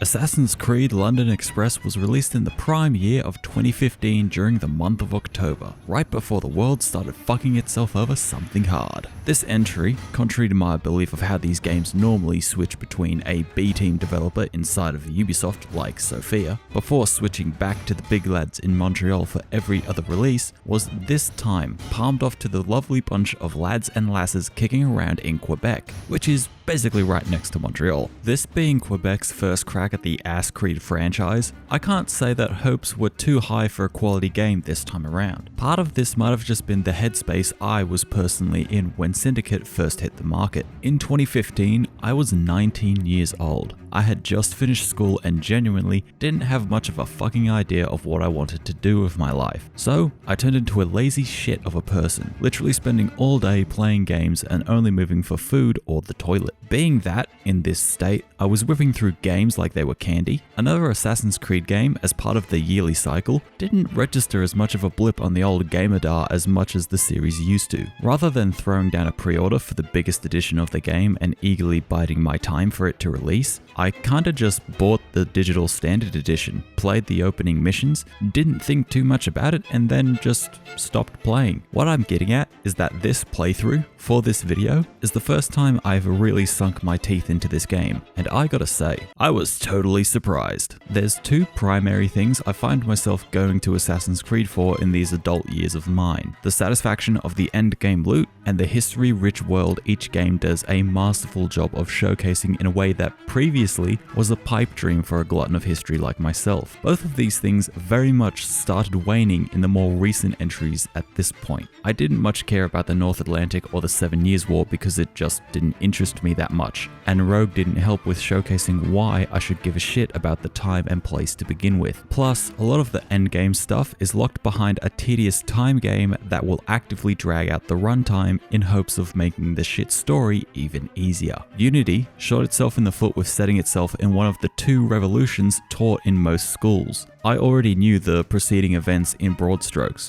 plus I'm not that interested in French history for the most part. Not to knock the French at all, it's just a me thing. France, like foot fetishes, is just not my jam. Unity doesn't help itself out when a lot of the endgame stuff is locked behind the co-op missions that are either balls-bustingly hard to solo or straight up impossible without precognition. Getting off equipment is normal for any type of game with RPG elements throughout its open world. Holding those items behind a limit of collectibles or a special in-game ingredient is better than locking them behind a mission type that an individual player can't complete without needing a spare controller, just in case you shatter the first in anger. How do I know? That's exactly what Syndicate manages to do, and it got me far more invested in going through the checklist you're given to unlock those big shinies at the end of the equipment trees. Plus, zipping around Victorian London committing gang warfare is pretty fun too. Oh yeah, this time in the series you're being dropped into the hotbed of the Industrial Revolution. Not quite as bloody as the other revolutions covered, but still pretty violent and terrible by any stretch of the imagination. This is the same period in English history that we got Jack the Ripper and Sherlock Holmes from, and there's a long list of notable figures you get to meet in-game. Charles Dickens, author of such works as A Christmas Carol and Oliver Twist, Charles Darwin, who came up with that one theory about Pokemon, Alexander Graham Bell, the dude who invented those ancient things young people have no idea about called a home telephone, Karl Marx, the OG communist big boy with a big idea and no clue how badly people would continuously fuck up said idea's execution, Florence Nightingale, the woman responsible for the first school of nursery even being considered a thing, Dulap Singh, the last Maharaja of the Sikh Empire, who even has his own DLC dedicated to him, and Sergeant Freddie Aberline, Master of Disguise and Chaser of Jack the Ripper,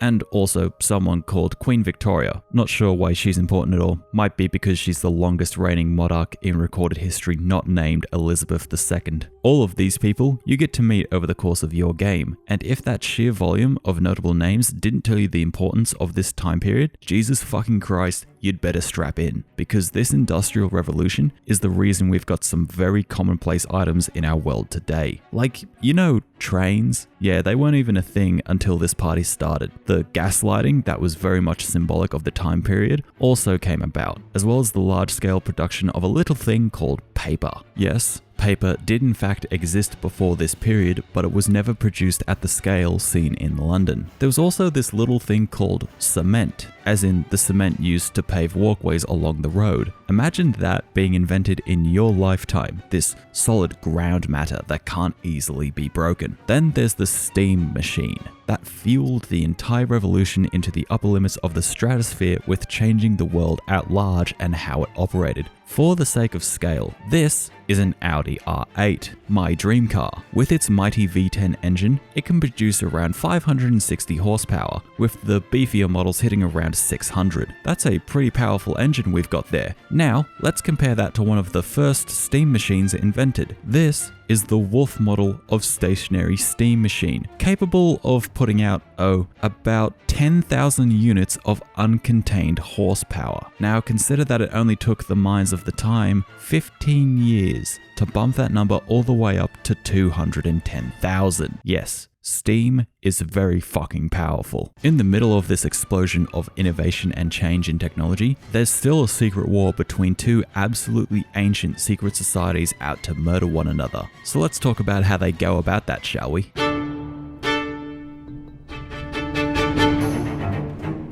Let's face it, the gameplay isn't throwing too many curveballs at you at this point in the franchise, even if it's running on that new shiny engine they introduced in Unity. Whether you're playing as the level-headed Evie Fry or her completely inferior and irritating as fuck brother Jacob, there's the whole map of London and its 7 boroughs for you to liberate from Templar control. There's a repeating list of tasks to run through as you whittle down the presence in each borough before you have a big old fisticuff bashing in the street to finally snuff out the overall Templar force in that zone. Doing these regional missions helps you increase the loyalty of your associates, which is how Syndicate gates off the endgame equipment like I mentioned earlier. It's good to note that there's no co-op in this entry, so all of the missions you need to complete for the good gear is completely doable by yourself. But even then, a few of the endgame pieces have crafting recipes scattered throughout the game in locked chests, which at the very least, you don't have to do that little lockpick minigame anymore. There's also a few more income-based side stuff to complete, not only for the few associates they're tied to, but because shit in this game is incredibly expensive. Between the upgrades for your gang, which can increase your passive income, buff your gang members walking the streets, let you get a nice discount on the black market, and even degrade the quality of enemies' equipment to make the combat even further of a piss take, and all of that is ignoring the raw cost of the many pieces of equipment you need to buy to upgrade your player characters and conquer the more difficult boroughs. Yeah, there's a little bit to spend your money on in this game. Touching back onto that combat, it's been changed slightly from Unity. Thankfully, the counter kill hasn't been brought back. The biggest difference between Unity and Syndicate in this revived combat is that Syndicate is much faster but hits weaker.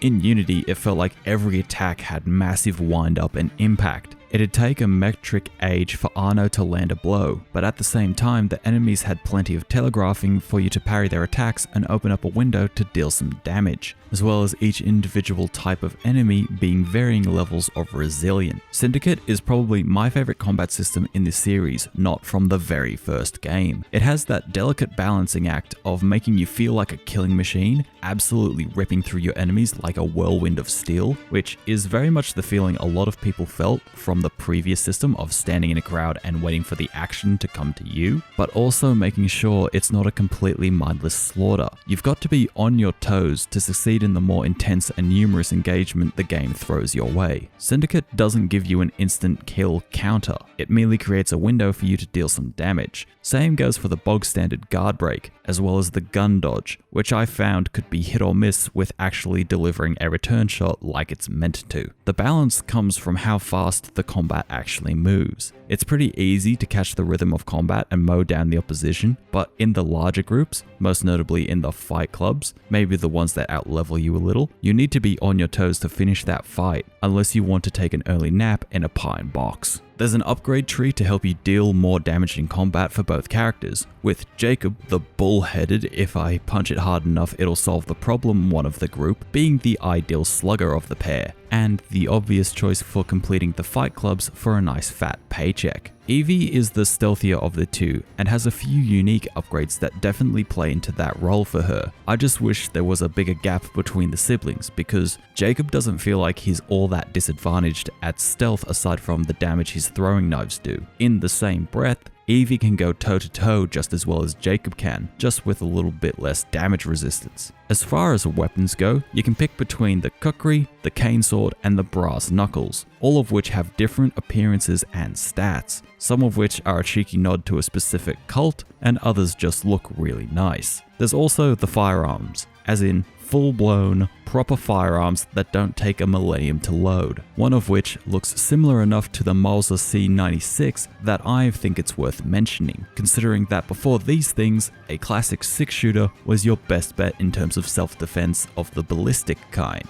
Plus, the endgame gun looks nice and sleek and I quite like it. You might have noticed a few sentences back I mentioned something about the levels in the Fight Club. That's because through whatever actions you commit in the open world grant you experience, which will result in skill points you can use to unlock different abilities and stat increases as time rolls along. You start at level 1 and level up as you do more stuff, making the rest of the map not as likely to utterly ruin your poor virgin butthole because you're ill prepared. This is also the system that determines exactly what equipment you can run with in that moment. Personally, I'll say it's easy enough to blast through most of the game content at the start and almost max out your character, because like I said in the Rogue segment, I have a nasty habit of trying to do everything I want to on the map as soon as I can in these games, resulting in me being super overleveled for where the story currently is. Thankfully, I didn't notice that effect too much in this playthrough, because I feel like I steadily drip-fed myself the story missions in tandem with the side stuff, still keeping myself overleveled, but not so overpowered that the game became boring for me. One thing that definitely staved my boredom, however, was each and every assassination target having multiple opportunities to exploit in the enactment of their murder, especially the unique kills for each individual. I quite like those. Plus, as a quick aside, I think this one in the hospital surgery room is my favorite, because that hidden blade is 100% going straight into his brain. Brutal. I love it. There's also a moment about halfway through the story when a memory rift opens up on the Thames. There's nothing that really directs you towards this, but entering that rift drops you into a completely different time period thanks to Juno fucking with the Abstergo network again. She flings you into the far corners of London in 1916, during the First World War, playing as Jacob's granddaughter, who gets to meet Winston Churchill as she hunts down some Templar spies. It's nice for a change of scenery, but that's about all this section amounts to. Well, not all, but there's a bit I've got saved for the narrative section. There's also the new grappling hook, which definitely exists. Therefore, some people somewhere hate the thing for some reason I don't understand. Maybe they didn't figure out that you don't really need to use it at all. It's not like the parkour system has been removed entirely. You can still use it to knife over the rooftops, but for long distance traversal, it makes more sense to either use the grappling hook or one of the billions of horse-drawn carriages throughout the city. At least you can drift those bad boys. Also, one last quick detour before we move on. The rubber banding for the carriage races is fucking insane, like genuinely horrific. I get that the races wouldn't have been the first thing on the dev's mind to get right, but Jesus fucking Christ, you could have toned it back a little bit, guys. Anyway, let's go listen to the soundtrack, composed this time by one of my favorites.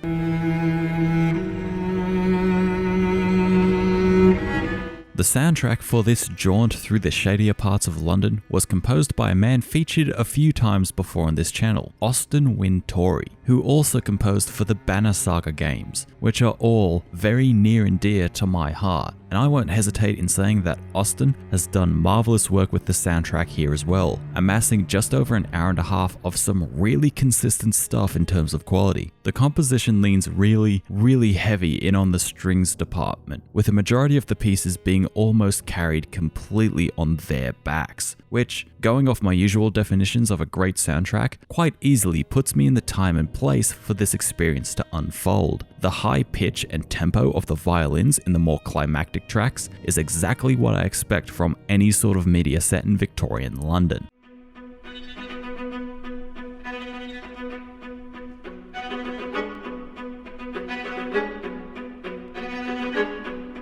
When I say that most of the soundtrack relies on the strings, it definitely doesn't mean the entire listing, as there's a rather upbeat track I noticed while playing purely because of how jivey it was.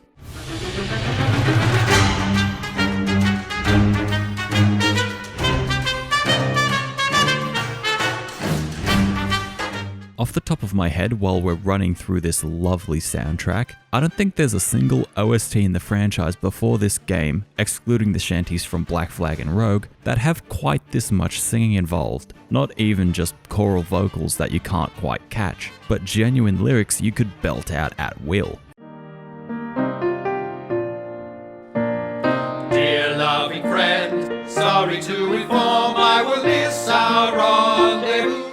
From top to bottom, this soundtrack is not only pleasant to listen to, but more than fits the time period and location of Syndicate itself, making it, by my poor definitions, a great soundtrack. Props to Austin for making, in my opinion, one of the better overall soundtracks from the series. Yeah, I fucking said it, bitch. What you gonna do? Make me suffer through more of the story as that twat Jacob?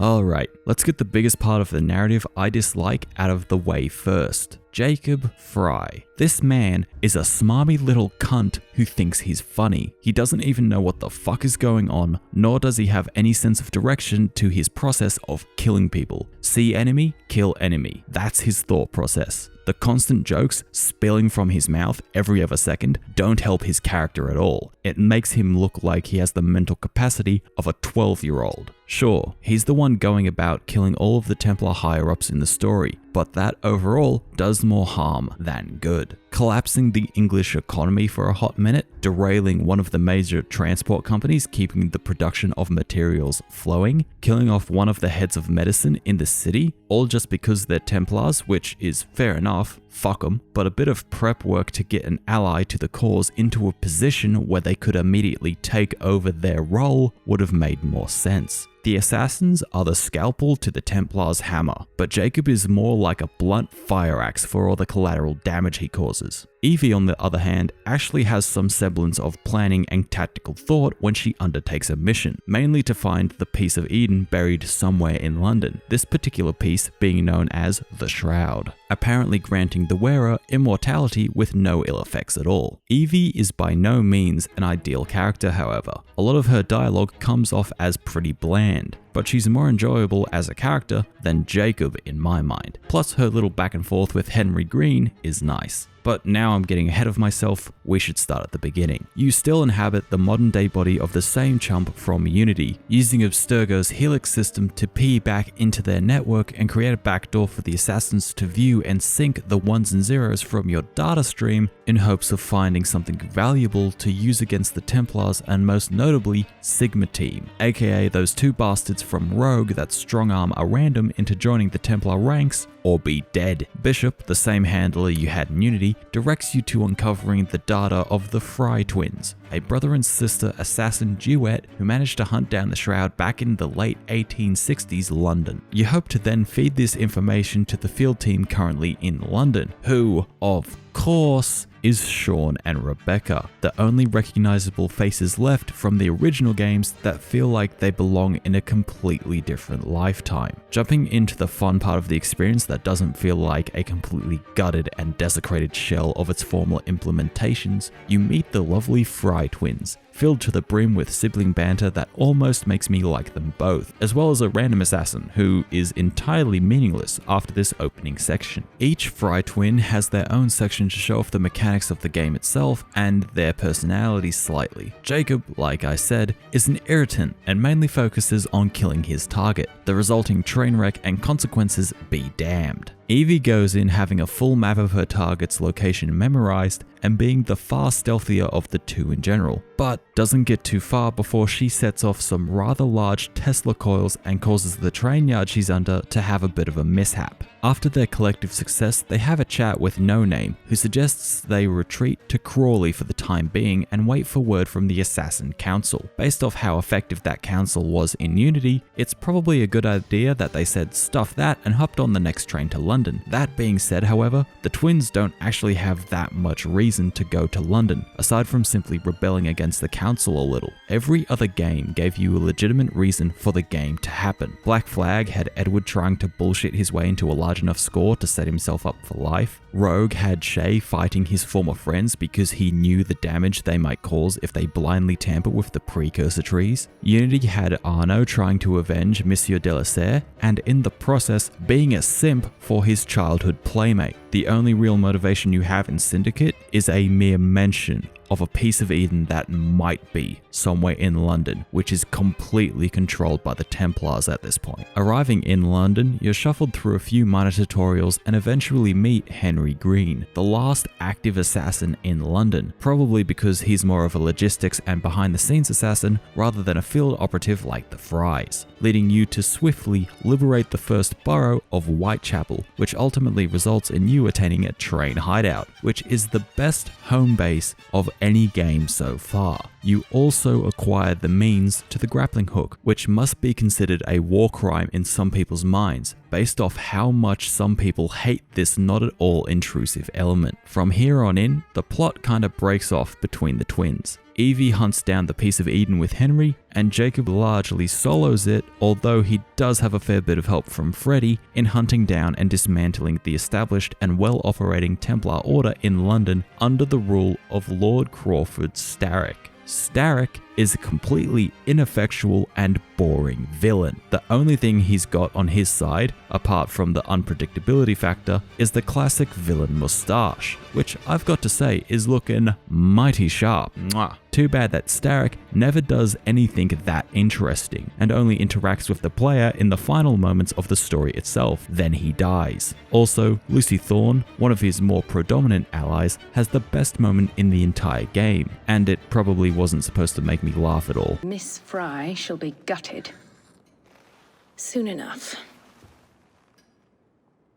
Delicious. Throughout the plot, you steadily work your way towards completely tearing down Starrick's operations and empowering Jacob's street gang and the rest of the Fry's associates, helping them free the city. That's about it. The story itself of hunting down the Templars isn't all that interesting. All of the Templars are basically some kind of business mogul that has a vice grip on their specific field of choice. It doesn't help my interest at all when Jacob has a very stupid plot point where he decides that working alongside the leader of the gang that's been opposing him since he entered the city is a sensible idea. At the very least, Jacob has a moment as a result of this plot point, not a spectacular moment, not a shocking character development moment or anything, but it's a moment for him to actually be an assassin past killing Templars, which is clearly shown to be his only real motivation for the entire game. The moment I'm talking about is when he rushes into a burning building, one which he rigged with explosives, when he finds out that the sweatshop runs off child labor. So, in the most minor way possible, Jacob does care for the innocents caught in this conflict, just not about any innocents caught in the collateral damage from each of his assassinations. Evie, off the top of my head, has a similar moment when it's made very clear that she might only have one chance to obtain the blueprints to Buckingham Palace, which she needs to learn the location of the shroud she's been chasing all game. Instead of going after those very important plans, she instead goes after Henry when he's captured in that same mission. I get that she has a romantic connection with Henry, and I'm all for romance subplots, but not when they directly get in the way of the player characters trying to complete the more important objective.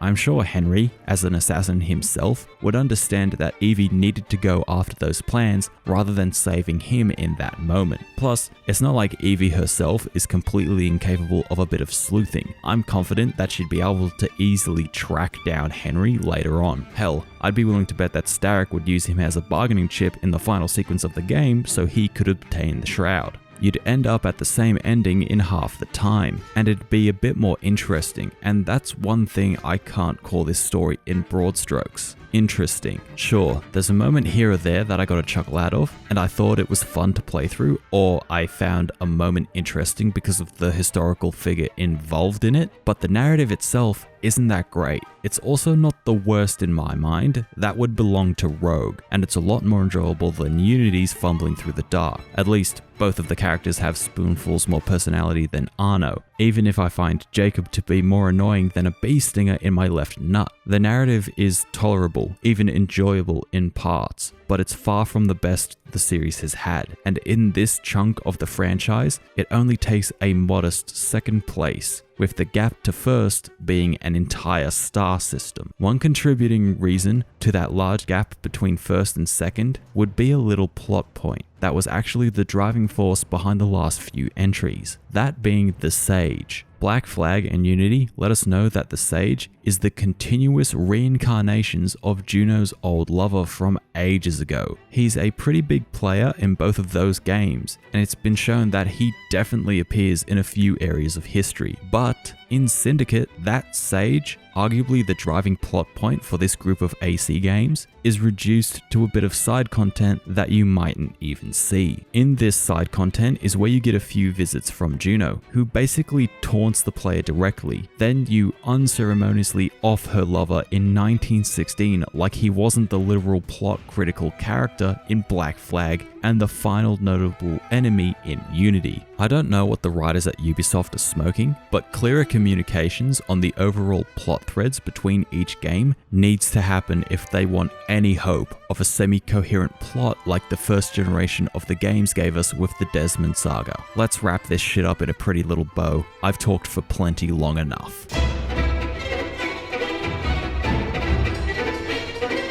Assassin's Creed Syndicate was a far more enjoyable time than I was prepared for, and in the larger scope of the AC franchise I've covered to this point, is one of the frontrunners for my favourite. The gameplay, primarily in concerns to the combat, in my opinion, is the best the series has had, still giving you plenty of room to chain together kills and feel like an absolute destroyer of worlds without making the combat feel entirely brainless. For the most part, until you hit the level cap anyway. The host of side missions will definitely keep you busy if you don't feel like running through the story missions, or you could just be like me and mainline the fight clubs for money because you like the combat so much that beating people to death is more enjoyable than hijacking cargo and sabotaging boats. The redone weapons and equipment system is a much needed improvement from whatever the fuck Unity had, making endgame loot attainable for the solo player, i.e. most of the people buying and playing the game, easy enough to obtain that it doesn't break their will to live, but needing enough time commitment to hunt down the required ones and zeros to actually unlock that world-shattering kit. The soundtrack is just plain old great, easy to listen to at length, with a few tracks you could learn the lyrics to and belt out in public and attract more than a few odd looks from passers-by. Great work, Sir Austin Wintory, fucking A-class. The narrative is both good and bad, with moments I enjoyed and others I found stupid. A protagonist I like playing as in the main missions and in the open world, and the other one. The villain ultimately feels like a footnote of a character without any impact in the unfolding story and is merely an avatar for the greater conflict the player is invested in combating, that of the bastard Templars. Even the overarching plot point of the Sage is nearly completely thrown out the window, so by the time I saw the credits finally roll while the modern day plot just kinda happens in the background, I wondered exactly what the point of this entire game was. There's a GIF I've saved that I think perfectly shows the state of Assassin's Creed at this point in its life cycle.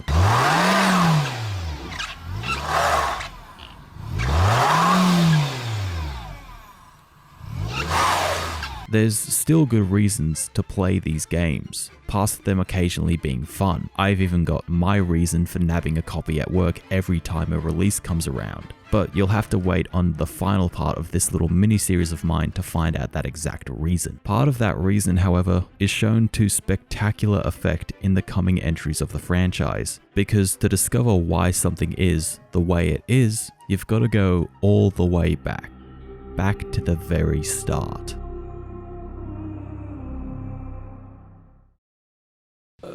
I'm gonna fucking die. I'm kidding, of course, but holy shit, this one took some effort to power through. Remember in that first part when I said I worked on that video for 3 months to play 5 games and make a video about them? Yeah, I basically did the same thing for 4 games in a month. So yeah, it shouldn't be that much of a surprise when I say I'll be taking a little break from YouTube in general. A few weeks off to recharge, as it were. Thanks to everyone being so patient while this one was in the works. I know a lot of people have been asking for this since April when I got that shout out that lifted the channel out of the muck. Oh yeah, shoutouts, of course. You should all go check out the homies, the fam, the myths and legends that keep me company in this larger YouTube game. Hammers, Maya, Checkpoint, Bloodcell and Snugboy. Go show them some love. They all make good content and are genuinely lovely people. I, of course, have got to shout out my boy Alex from work, who's now released a second EP from his band. This shit hits hard, and it's fucking tasty. But you'd have to listen to the EP to see if I'm biased on that or not. Finally, of course, thanks to everyone who came and went with this video. Everyone who subbed, commented, liked, and shed all of the videos leading up to this one. I'm considering this project my 500, 1k, and 5k sub special videos all rolled into one, because none of the other videos I made in the time between the start of the year and now feel like they were worthy of being any sort of special. So yeah, there you go. Part 2 of the Assassin's Creed project. Part 2 of a passion project of a series for all the criticism I heap upon it, I love, because we're almost the most critical of the things we love and enjoy.